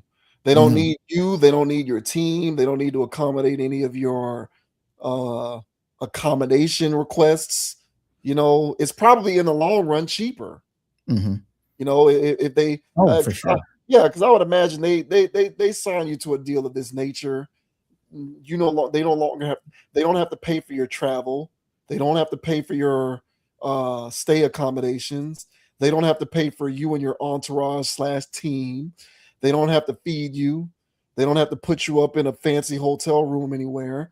All they need is for you to sign on the dotted line, and they can just create your AI, likeness, and it's off to the races. So in the long run, this is probably perceived as a win-win situation for the Mhm. corporation and the creator, but Mhm. it does not account for the slippery slope which exists as a result. It doesn't account for that. Well, we're gonna see how this works. I think it's gonna work in favor of the corporation. Um, you know, for them to estimate $4 billion a year, I trust the analytics on that. So at that point they already got the win because they didn't even give him a billion. So, and I think what this is gonna do, if it does what they say it's gonna do, yeah, I think it's gonna expand to not just him, to other online influencers, and they're going to be bragging about how they did a $2 million deal with XYZ company, and then yeah, you're going to see their face on every ad and every whatever, and it's just going to be the new wave. Yeah. So yeah, I think this is actually how it's going to be. And as far as like, I know how the influence of celebrities or because influencers nowadays, whether we like it or not, they're modern celebrities. But yeah, bro. Now I'm trying to relate it to my existence. I actually did eat Wheaties before I played football in the morning, because I thought if I ate Wheaties, I would perform like an Olympian. You know, I love it was a Deion Sanders box. I kept making my dad get the Deion Sanders box so I can play like Deion. I drank Gatorade in high school and other things because of Michael Jordan. Now, Michael Jordan didn't sell me Gatorade, but Michael Jordan drank Gatorade and he was out there balling on Gatorade.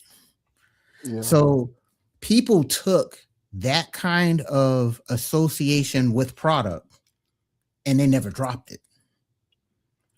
And so nowadays I critically think it's not just going to sweep and get through. Okay.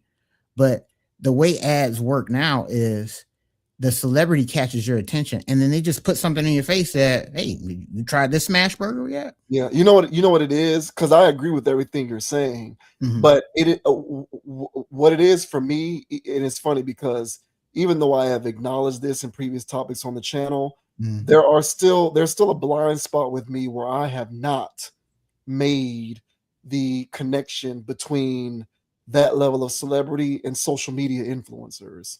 I see. Like, I still put social media influencer in a box as something other than Michael Jordan. Like, I like when I was a kid and Michael Jordan moved me to buy shoes or drink Mhm. Gatorade or whatever, or drink Sprite or whatever it is that Michael Drink Jordan was Sprite. endorsing. Yeah. Yeah. It was because Michael Jordan was doing things on a basketball court that I've never seen before, being Michael Jordan, winning championships all the time and dunking on people and hitting last minute, game winning jumpers and just doing fly stuff. I don't I don't to me, in my mind, I don't bridge that gap with social media influencers. I see. I don't look at people like him or Kai Cenat or any of these other people as having the same impact on the world as Michael Jordan did. But again, like I said before, I'm willing to acknowledge maybe that is merely an indication of me being out of my own time, and I'm willing to accept that. Mhm. But I find it very interesting if it is indeed true that what Michael Jordan was to me Yeah, as a yeah, bro. teenager is Yeah, what this kid is to yeah. younger people. I find that truly fascinating. I really Yeah. do. That's I what's happening. I get it. I don't understand it. I don't understand it. I don't understand it, but I get it because to me, Jordan was doing stuff. I got you, yeah. This guy is just being a weird, goofy internet personality. But it doesn't compute to me. It doesn't appeal to me, but I get it. But that's where the disconnect is for me. Right. I don't. I find it difficult to bridge that gap where Mhm. Kobe Lame in 2026 equates to Michael Jordan in 1995. I'm sorry, but yeah, that's where we're at. And because Yeah. I'm telling you, because he has one of those, the brand he built was lovable guy, great smile, infectious type of thing. Make everybody's a fan of him, which is why he was the biggest TikTok creator, is because of his personality, and it's worldwide. And I know there's a lot of young people out there that look up to this guy, because they think he's funny, they think he has a good personality, and they love his story. So whenever they're doing their thing, they said something about a mattress and the phone heard them. Now there's a special digitized ad of Khaby Lame going like this with a mattress. Now you know about Sleep Plus mattresses. Well, it's not even. It ain't gonna be an ad. It's gonna be literally the AI of him. It's gonna look real. Mm-hmm. It's gonna look like it's gonna look like it's him doing it, but Mm-hmm. it's gonna be a digitized version of himself. That's what I'm It's gonna be saying. wild. And he's going to be doing that to a Sleep Plus mattress. You may not buy the Sleep Plus mattress, but now you know Sleep Plus exists. And that's the point of ads. That's the point of all of this. And you know what? It's an interesting business strategy. And yeah, I really think they're gonna make that money back. So Wow. yeah, it's a new time, bro. Yeah. So get with it, sell your image and likeness, man. Apparently that's the move, bro. I'm not doing it. That's something else, man. Yeah. It's just I got Michael Jordan selling me stuff. I did. I understood Michael Jackson selling me stuff. I understood these Uber people who were doing Uber crazy stuff. It's taking me a long time to adjust my thought processes to the idea that in this day and age, these TikTokers and these social media personalities are essentially doing the same thing just in their own time. Mm-hmm. It's a foreign concept to me. I don't understand it. Michael Jordan playing basketball to me is not the same as Khaby Lame being on TikTok, but I guess to an 18, 19-year-old, it is the same. It's interesting. It really is. But I just hope that there were enough limitations placed on this thing so that the level of exposure to his own personal branding isn't at too much of a risk. I'm just hoping that took place for his own sake, because if you leave it up to these corporations, they will take as many liberties as you allow them to. Yep. So, hey, best of luck to you, Mr. Lame. Hopefully, I don't see you doing no soft shoe behavior, bro. So, hopefully, it's just regular mattress ads. So, good luck, bro.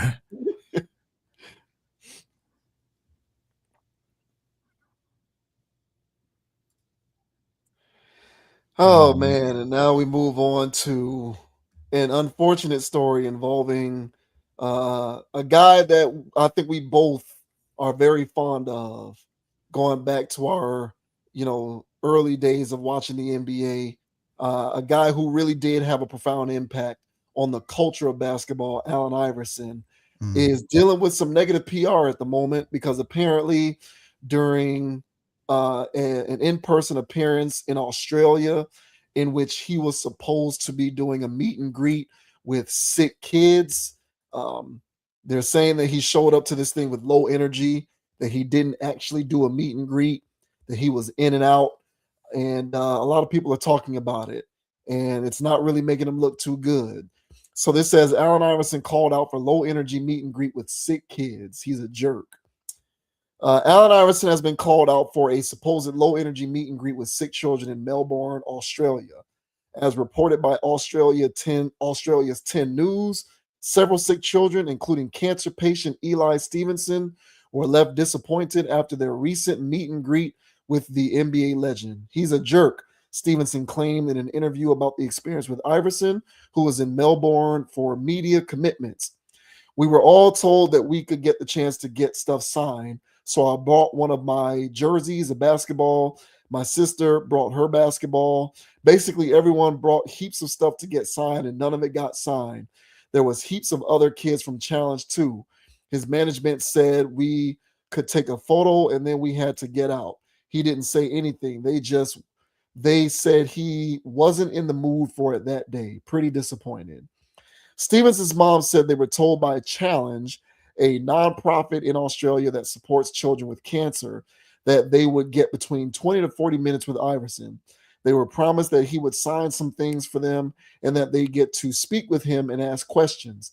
Ultimately, though, Iverson allegedly didn't speak to the kids at all and only took a photo with them. Iverson ultimately let down the children and families who came to meet him, said Challenge CEO David Rogers. Seemingly responding to the claims, Iverson spoke about the difficulties of adjusting to the time difference in another interview. It's tough, man. I've been here for 10 days and the adjustment has been tough on me. You know, the time changes. We've been here, we've been on the plane like 4 times. So, it's a different time from, at home. Former NBA player Andrew Bogut, who is Australian, also called out Iverson after the story went viral. Current/former NBA player did a tour of Australia and treated people poorly and didn't fulfill appointments and obligations. In other news, the sky is blue. Absolute shit, human. No excuses for this. If anyone knows this family, please reach out. Iverson has yet to directly address the backlash. So, yeah, over there in Australia, which I hear is a very nice, beautiful place. Kind of have it as a item on my bucket list to visit, but not really a fan of the idea of a 20-hour plane ride or however long that is. I'm not really a fan of the idea of being on a plane for that long. But here's Iverson, man. Apparently he didn't do right by this meet and greet appearance with these, cancer-stricken children. So unbelievable, bro. What do you think about that? Hey, look, man. First of all, now we talk about celebrity worship here, and people got to get out of it. But man, when I was at the height of mine, Iverson was at the top of the list. I couldn't stand Michael Jordan. I couldn't stand him. I thought he was a cheater.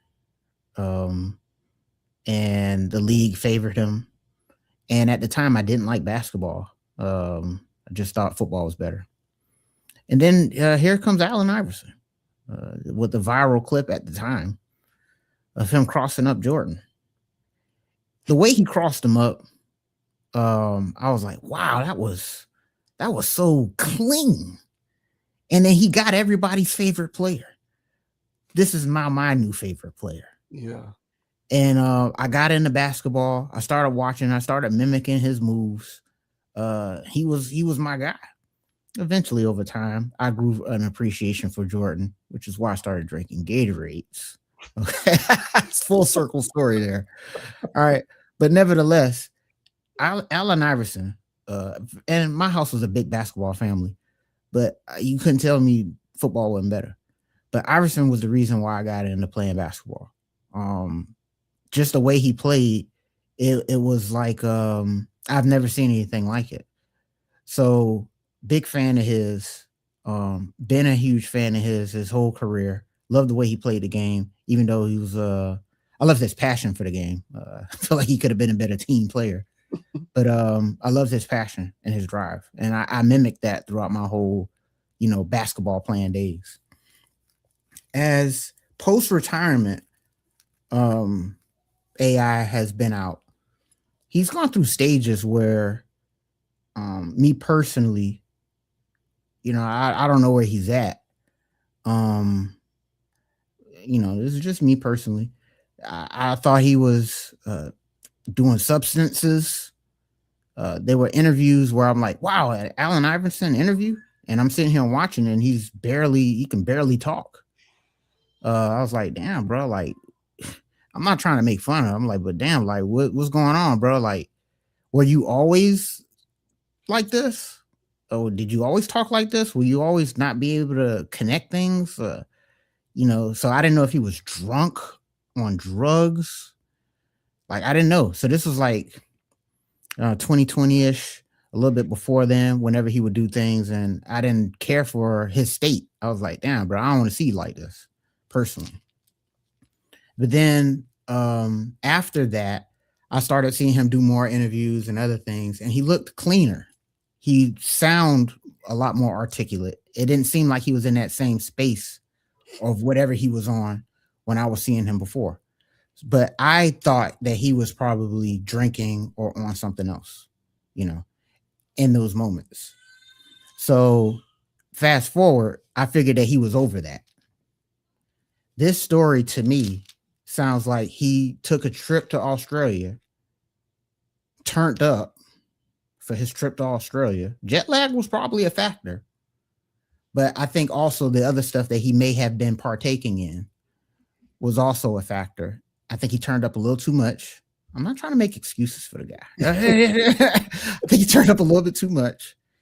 And he was not in the mood to do what he went to Australia to do, which none of it sounds clean. And to top it all off, is kids stricken with cancer. I mean, honestly, bro, you can't get any worse than that. You talk about a PR nightmare. People are not going to go for the jet lag story. They're not going to go for anything that he says around this that's excuse oriented, because you showed up, bro. So I don't care how much not in the mood you're in. These kids are dying with cancer. People are not going to feel they're not going to feel sorry for you for having jet lag.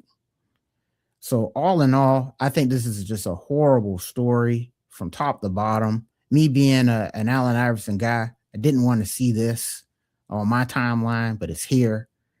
But I think that this, to me personally, reckless speculation.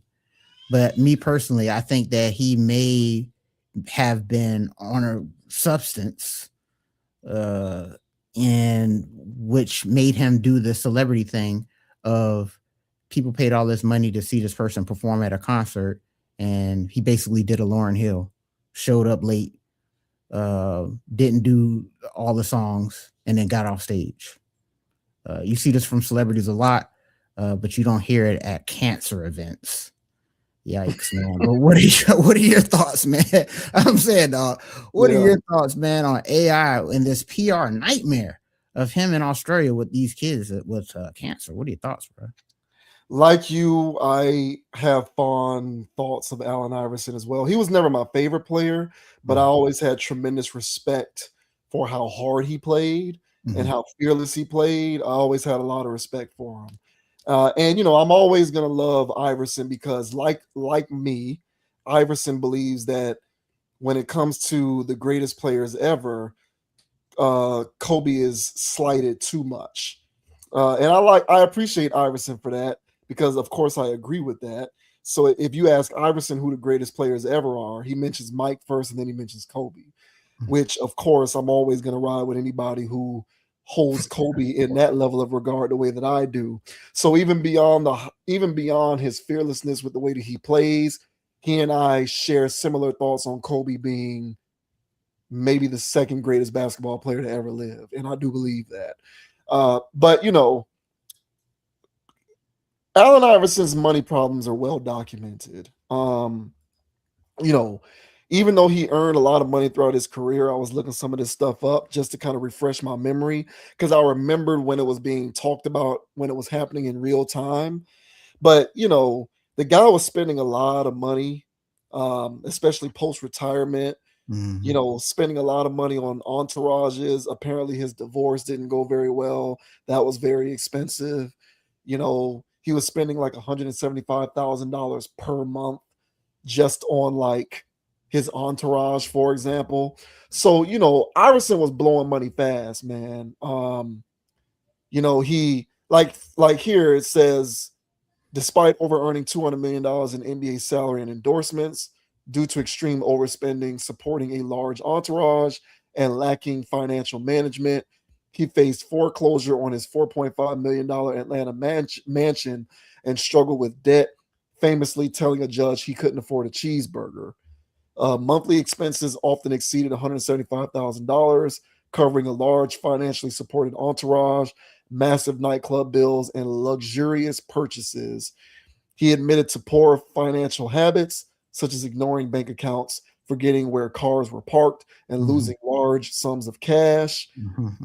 A shrewdly structured 2001 deal with Reebok provides him with $800,000 annual for life and a $32 million trust fund that becomes accessible in 2030, but protected him from total permanent destitution. Following his retirement in 2010, Iverson has since stabilized his finances, partially by rejoining Reebok as a vice president of basketball. The reason why I bring all of this up is because I think Iverson is doing stuff like this because he needs the money. Yeah.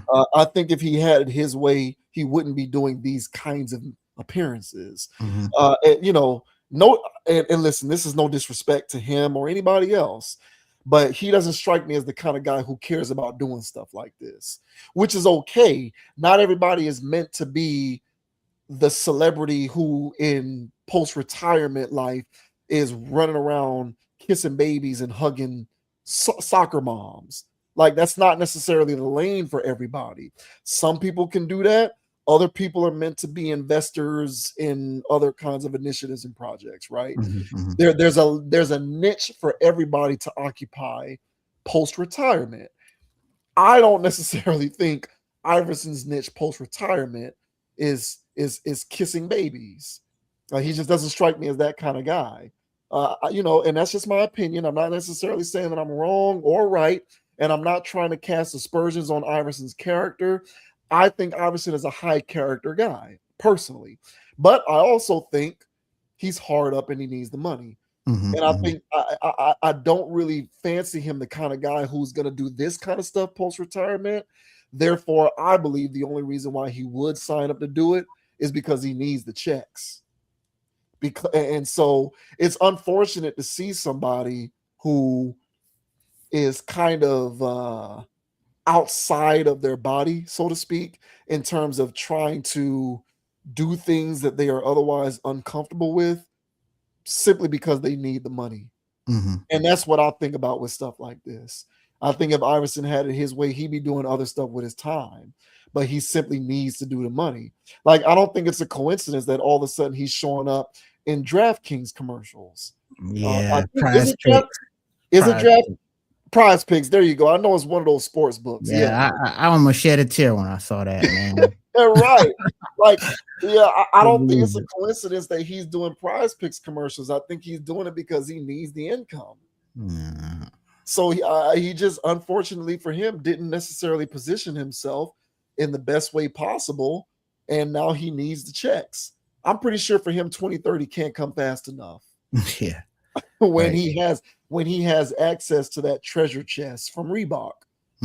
But for now, because of his questionable money management, this is where he finds himself. So it represents the myriad of ways that things can go left for a lot of these guys when they didn't maximize on all their opportunities and invest their money wisely and engage in the best money spending habits when they had it coming in with regularity. And so from that standpoint, I feel bad for him because I hate to see him or anybody else for that matter feeling like they have to do something that they would rather not be doing because they literally need the money. I hope that this is the extent of it because I really, really don't want to see Allen Iverson doing reality TV. No. I don't want to see that. Talk like that, man. I'm just saying, like, I don't want to see it. I don't want to see it. So hopefully this is the extent of it. But yeah, man, what's 2030 is what, 4 years from now? Yeah. I'm pretty sure for him it can't come fast enough. Yeah, honestly, bro, like to speak to what you just mentioned as far as the entourage and stuff, like, I was hoping he left that behind. But if he's still paying for entourages post retirement, extravagant, club bills, going out and doing all this other stuff. I mean, living in Atlanta, that's the playground. So it sounds like he ain't slow down. It sounds like he's still on that. He still sounds like he's running the league. Yeah, or it could be a situation where he was doing it while he was playing at such a high level that even if he stopped doing it post-retirement, it's taken a toll on him financially to the point where he's just in debt and otherwise needs the steady income. So I even mean, if he did stop doing all of that, you know, it could be a situation where he just still needs the steady income because of how much he was spending when he had it coming in. It's crazy. yeah, like he like losing track of cars, not checking bank accounts, like that's wild stuff, man.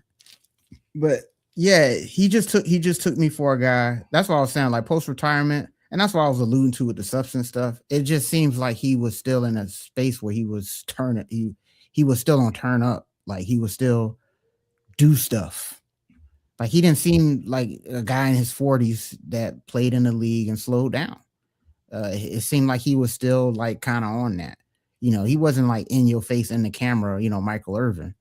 He wasn't like that, but it was still a situation of, why aren't you talking clearly? Like, what Yeah. is this? Yeah. And so, but like I said, I seen him do other appearances after that where it's completely coherent. He seemed to be in his right mind. So I thought he was over that. But this situation to me, it just, at least for me, just it brought that to the surface of, man, maybe he wasn't all the way right while he was out there. And to tie in with your point where he just doing this for the cash. Because I was like, damn, when I saw the stipulations to this, you gonna spend 20 minutes with a kid, he gonna be signing all these autographs. He my dog and all, but I also don't see him doing that. Yeah. You know what I'm saying? So that's probably why he wasn't in the mood. Like, look, bro, I ain't gonna spend 20 minutes with the kid again. What a horrible thing. What a horrible thing to not show up for. Yeah. You know what I'm saying? So, man, if this don't get him on a straight and narrow, if he wasn't already on one, right? But if he was in a situation where he was just bumbling around, hopefully this get him on a straight and narrow, man, because unnecessarily or unnecessarily, he's gonna lose a lot of support out there. Me personally, man, this is not cool. This is not clean. But I don't think he is per se a sharp human. I think it's more in line with what you were getting at of he's putting himself in these positions to do stuff he really don't want to do because he ain't really got no money. Yeah. And now, granted, again, you can't be signing up for stuff like this and go, I don't feel like doing that. Mm-hmm. Like, I don't know where you're at in your mind. Jet lag be damned. You can't be in that space where you're going to use an excuse like jet lag. It's tough, man. So I hope for him and his sake that he don't schedule nothing like this again. Or if he does, he better show up. You know what I'm saying? And do his thing and shake hands. But I don't think the internet's going to let this down. They don't tend to forget things. So yeah, it sucks for him, man. It sucks for the kids that were expecting something. That would have disappointed kids that didn't have terminal cancers. So I can only imagine what those people are going through. So yeah, man, tough story. If he ain't right, hope he get right. And financially, if he ain't right, I hope he get right. That's that part. It's a tough situation, man. Yeah, that second part for me. Hopefully he gets himself right financially. I just don't think he wants to be doing these things. Not again, and I'm not trying to excuse it. I'm just rather trying to explain it. Right. Because I don't think if this stuff is true, there's no excuse for reneging on a meet and greet with cancer kids. That's tough, man. There are few things that you can walk back. And that is certainly on the short list of things that you cannot walk back. You're not walking back reneging on a meet and greet with sick kids. It's just not going to happen. Yeah. So like I just, I hope that his financial situation is not in disarray because I kind of feel like that's what's at the root of this. Mm-hmm. I don't think that if he had it his way, he'd even be doing stuff like this. I don't know that it suits his personality. Based upon everything that I've seen with him going all the way back to the 90s when he came onto the scene as an NBA player. And again, that's not right or wrong. I'm just suggesting Right. it's not his lane. Mhm. That's some people's lane, but it's not his lane. His lane is probably other things. But the other things he probably lacks the ability to get into because you need to be able to put up the financial wherewithal to be able to be involved in certain things. And so he can't do it. And he has to resort to these things and it doesn't suit him. So the likelihood that he's going to, renege on it increases because he'd rather be doing other things. So from that standpoint, I feel bad for him because I feel bad for anybody who's in that position. Like, I don't like seeing people forcing square pegs into round holes and trying to step outside of themselves fundamentally to do things that they really don't want to do. Yep. And even if Iverson wants to do things with kids, there's probably other capacities in which he could be doing it that's not like this, in which he'd feel more comfortable and at peace. I just get the sense that this isn't really his bag. And I guess maybe I'm connecting that dot because of what I know about his financial struggles, but it just seems to me like this is not his bag. And in an ideal world, he'd be doing something else. So hopefully things do turn around for him because, yeah, this isn't something that I want to see him talked about with for sure. Yeah. Same here, man. So, hey, man, shout out to them kids in Australia, man. And, man, shout out to Allen Iverson, bro. This is tough stuff, man. I didn't want to see this on my timeline, bro. But he here with it, and I hope everything's on the up and up for all parties involved, bro. This is just a sad story, dog. Yeah. Mm-mm. Yeah. Shouts out to Iverson for real, man. Yeah. Mm-mm.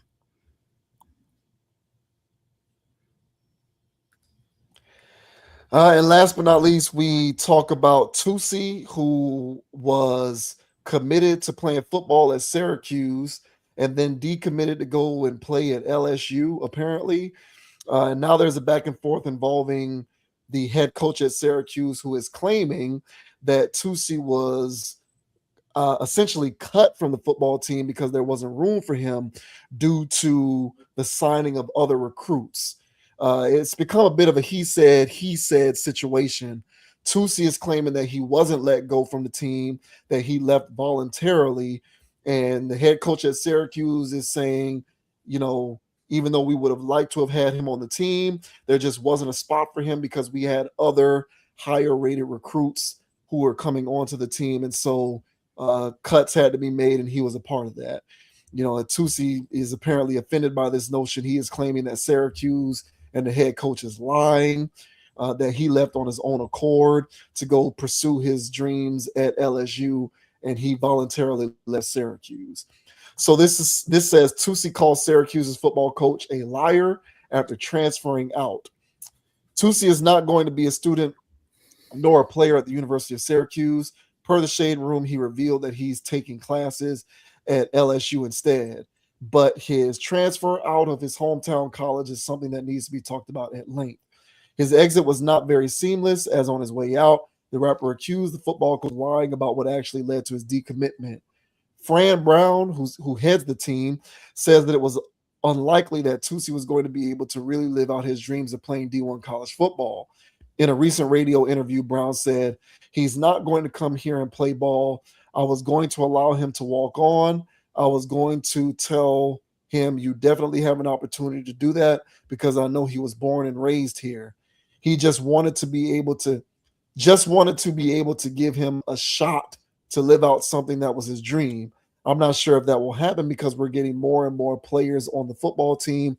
I've got to evaluate it now. More and more players are coming who can play ball."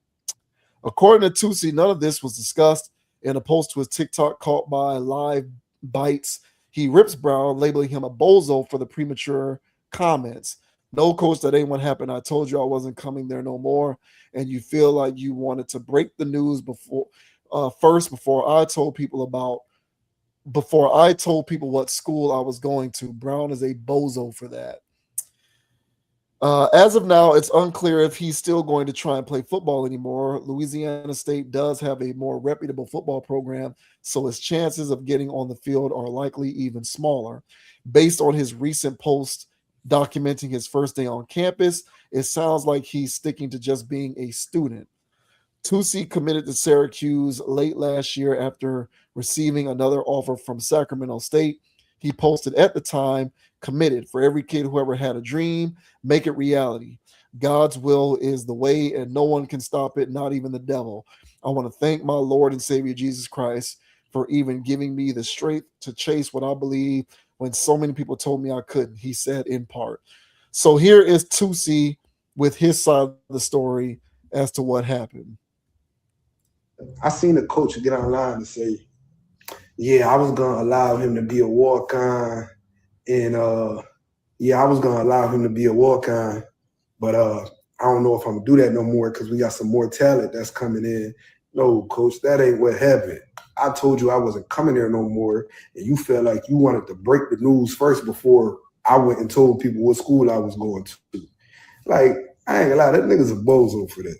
That nigga a bozo. And that was never the conversation. Conversation was never about me being a walk-on or none of that. Conversation was y'all paying for my school. Like, that's what it was. And if he lied, I got receipts. Like, that nigga crazy for that. I told that nigga I wasn't going there no more. That nigga went online and said, yeah, we was gonna allow him to be a walk-on. Like, hey, what? Come on, man. But that's neither here or there. And all right, so that's his side of the story.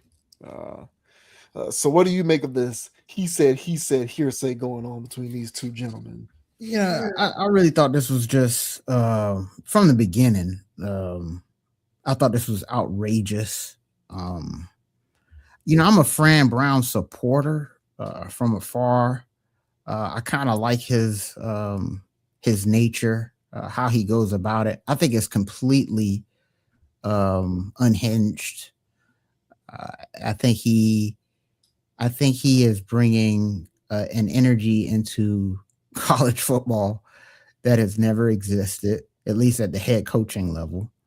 So from that standpoint, I like how Fran Brown does things. But when I saw that he was signing this kid, that Tusi was committed, I was like, what is this, man? What kind of publicity stunt sideshow stuff is this? Before Tusi signed, bro, like he was having these little videos online with him working out with these receiver drills. I was thoroughly unimpressed. But I was happy that the kid was going out there, running his routes, getting a good workout in, and having dreams. I didn't have a problem with that. But for him to sign to Syracuse, the jokes that people like to make about the ACC, whatever, but that's a D1 program. And from what I saw with this kid doing in his little clips of him running routes, I was very not impressed, and I didn't think he could get open. And even if he did get open, he wasn't going to catch the ball. And he wasn't going to be a contributor at all. So since, I didn't feel like he was going to be a contributor at all, I felt like this was 100% a publicity stunt on both sides. I thought both sides, at least initially, saw a benefit in this splash. But what I saw more was criticism towards Fran Brown and Syracuse for giving a scholarship to this guy. I saw a lot of that. And I was pretty much on board with, hey, bro, like if you're trying to run a legitimate program, I don't even know who this Tusi guy is. And for you to be signing this Tusi guy, I was like, that's pretty wild. And I don't know how much pull this guy has if you're trying to use this as some recruiting ploy. So all in all, I just didn't like that move from Fran Brown. Didn't like that at all. Now it's coming back to bite him in the behind. Because however this played out, whether Tusi side is true or Fran Brown side sounds more legitimate. It sounds like we're not going to give you a scholarship, but you can come out here and put the jersey on and be a part of all of this. That sounds more realistic than us giving up a scholarship position to a rapper that runs a 4.6. What are we doing? So, and it's like 24 years old to boot. What are we doing? So, from the football perspective, this story sounds more accurate from the Fran Brown side. Now, if this was a situation where Tusi said he was going to leave and then Fran Brown still felt this level of obligation to step out in front of it and say something first, Tusi could be right there. So who knows what's going on there? That's going to be internet stuff. But all in all, I think that it was a bad look for Fran Brown. I think his quirkiness when it comes to how he does things and how 100% he keeps it, put him in this position professionally, where at this point people are looking at y'all not being serious because you signing some rapper. So at some point, you can keep it real, bro. But at some point, I think this is where keeping it real goes wrong in the corporate setting. You can't just sign some rapper. And now he's getting this backlash and this stuff blowing up in his face. Now, this isn't going to be some earth-shattering program moving thing, but hopefully Fran Brown has learned from this that you can't go playing around with this kind of stuff when you're in this professional field, because I'm sure some recruits may have looked at Syracuse as y'all not being serious if y'all signing this dude and y'all ain't going to give me no scholarship because of, So all in all, I think that Fran Brown needs to learn a lesson here and avoid these rappers. But what are your thoughts, man, on Tusi calling out Fran Brown, calling him a bozo for flexing on the internet? What are your thoughts, man? My first reaction was that the school made a mistake. They should have found a way to keep him on the team because they could have attracted a lot more fanfare and gotten a lot more advertising and sponsorship dollars behind the program, because they could have been at the game doing the Tusi slide whenever he was in the game. But then I did a little more digging and realized that the Tusi who inspired that song and the dance isn't the same Tusi as this kid here. Oh, see, there you go. So at that point, that was null and void. So without that being an element to add to the equation, I feel like all right, yeah. I mean, if what he is saying is true, that what they discussed isn't what was talked about publicly by the coach, then fine. Honesty is indeed the best policy. It's not a good look for you to go on national airwaves and be dishonest with what actually took place that caused him to not be on the team anymore. And so I get that part. But beyond that, I could care less, honestly.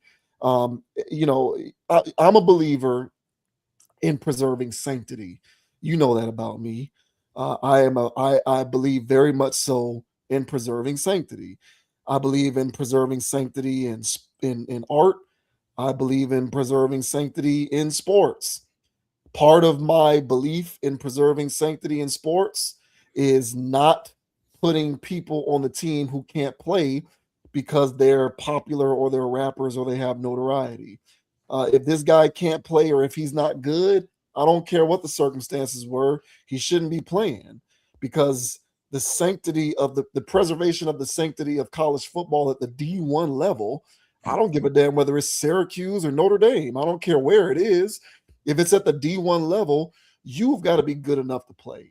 Yes. You have to be good enough to get onto the field. Yes. And so for him to not be on the team, to me, is the universe doing what the universe is supposed to do in terms of restoring balance, because we can't have people who can't play getting on D1 programs because they're Tusi the rapper.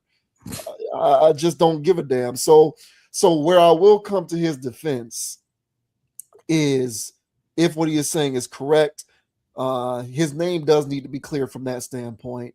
I agree with him on that. Don't drag the kid's name through the mud from the perspective of being dishonest about the circumstances that led to his removal from the team. But beyond that, the preservation of the sanctity of college football, specifically at the D1 level, even if it is Syracuse, mandates that someone who is lacking in his ability not be given a roster spot, and that it should be given to someone more deserving because they can actually make the cut. So I'm mostly on the program side on this. I don't want to see people out there, especially playing receiver. I don't care. Really, I don't care what the position is, but receiver is a very pivotal position, you know, and people need to be able to play who can do that. And this guy, I believe his destiny lies elsewhere other than playing football. Right. And for somebody whose destiny lies elsewhere other than playing football, give a roster spot at the D1 level to somebody whose destiny is, for better or for worse, playing football. And that's why I think this was a learning lesson for Fran Brown. It's not too many rappers out there trying to be a D1 athlete anyway for him to make this mistake twice, but you never know, right? They got Ray Allen twice. So you never know with these people. But what I'm saying is hopefully he learned it, because I'm a Fran Brown guy. I think I like what he's doing. And I get his overall he's a guy, man, and he's rough around the edges. I'll say that professionally, right? But that doesn't take away his acumen, and like he knows what he's doing and all of that stuff. Like he knows what he's doing as a coach and as a recruiter, so he knows what he's doing. But he's rough around the edges professionally, and I think that this was a lesson for him to learn as a professional. You don't go digging around with this kind of stuff. If you want to make a splash in recruiting, get a 5-star guy, which he was able to do this cycle, but get more 5-star guys. Don't get any rappers, especially ones that I don't even know their songs, bro. I don't even know what this guy does. So for Fran, and I guess he's a local guy apparently. You know, so he was, you know, all this other stuff. So it would have been a play for the city. Like, but again, that's too rough around the edges, Fran Brown. So I want to see this guy succeed. I think he has a coaching career outside of Syracuse at a much bigger program. So I think that this is a valuable lesson for him, because whether whoever's telling the truth or not, for this guy to be coming out on the internet, and this Tusi guy coming out on the internet to call you a bozo and have people look at you as a bozo and all that. You got in the mud with rapper. Now he's slinging mud. Hopefully you learn your lesson to not be dealing with these type of people, because what are you going to sign next? An influencer? Yeah. You know what I'm saying? Slippery slope, man. First down. Yeah. You know what I'm saying? No, Fred. Yeah. We're not playing these games. So, and this is just a lesson for anybody out there, man. If you're in the professional realm, bro, keep it a professional, bro, because you messing around with these other people, bro, they could drag your name down unnecessarily. So, wild story, man. Yeah, I agree. Sanctity, man. I believe in it. And you're right. What is next? An influencer? It's a slippery slope. It is, man. It's a slippery slope. It's a slippery slope. You know, you're gonna sign them to a digital twin deal and have them running virtual routes. You know what I'm saying? Like, what are we really doing, bro? You know, so nah, I can't have it. Yeah. No, I feel you on that, man. I agree 100%. You know, this guy, I don't think his destiny. And then you said he's what, 24? Yeah, he's like 24 years old, bro. Yeah, he's way over the hill anyway. His destiny isn't with football, it's elsewhere. So just let's keep things in their proper pockets. Exactly. Like, there's nothing wrong with that, guys. Like, come on, man. So yeah, I feel all of that 100%. Mm-hmm. But good luck to Syracuse, but not really, because they're in the ACC with my team. Right. But be that as it may, I'm with you on Fran Brown. I want to see him do well, because I want to see these black coaches do well. And yeah, hopefully he doesn't try to cross the streams in goofy ways like this. Yeah, no stream crossing, bro. Yeah. Oh man. All right, y'all. We are done. That is it for tonight. Another great stream in the books. Thanks to everybody out there who tuned into the live stream. Be sure to check out the video uploads as they get uploaded to the channel. As always, check us out on Instagram and TikTok at Conapproach, CONAPPROACH. You can also check me out on Instagram at JVWins, JVWINS. Be sure to hit the like button, leave a comment, let us know what you think about the commentary in this or any other video. Subscribe to the channel, of course. Subscribe to the pod on Amazon, Spotify, and Apple Podcasts, Amazon Music, Spotify, and Apple Podcasts. We certainly appreciate that as well. And in your downtime, do yourself a solid, or rather do us a solid, and check out the litany of other videos posted to the channel. Check out the full content library. We've dropped some jewels on various other videos throughout the years that we have been curating this channel. So other than that, as I always like to say, everybody, don't be a group thinker, have a mind of your own, think for yourself. And until next time, we will catch you on the flip side. Thank you very much for watching. We appreciate you very, very much, and we can't wait to see you on the next video. And the name is Dogon SS. And you can find me on Instagram at Dogon_SS, on YouTube, MySpace, DraftKings, FanDuel, X, Meta. Hey man, if there's a social media platform out there, Dogon_SS is also out there. Make sure you guys like, subscribe, and follow, and all that good jazz. And as JV Win said, man, thank you guys for liking, watching, all right, sharing the video, all right, hitting the subscribe button and hitting that bell so you know whenever we go live, because we do this every Tuesday, bro. So come on in and join us, man. Drop some comments in the chat, man. We would love to talk to you all right? And as I say every week, guys, don't be too high, don't be too low. Keep it calm, keep it chill, keep it player, and don't let anybody get you off your pivot. So until the next episode, ladies and gentlemen, still got more rings than Robert Horry. And we'll catch y'all next week. Chill. That's right. That's right. Check us out. Leave a comment, man. We do respond. We do pay attention to the comment section, as long as you're not being a troll. Even if you disagree with us and tell us that our ideas are flatly stupid, if it's constructive, we still may respond. So leave a comment, man. Don't be a stranger. But yeah, we'll see you next time. Thank you very much for watching. We are out of here. Peace. Peace. Chill. Go Kane. We ain't stopping, dog.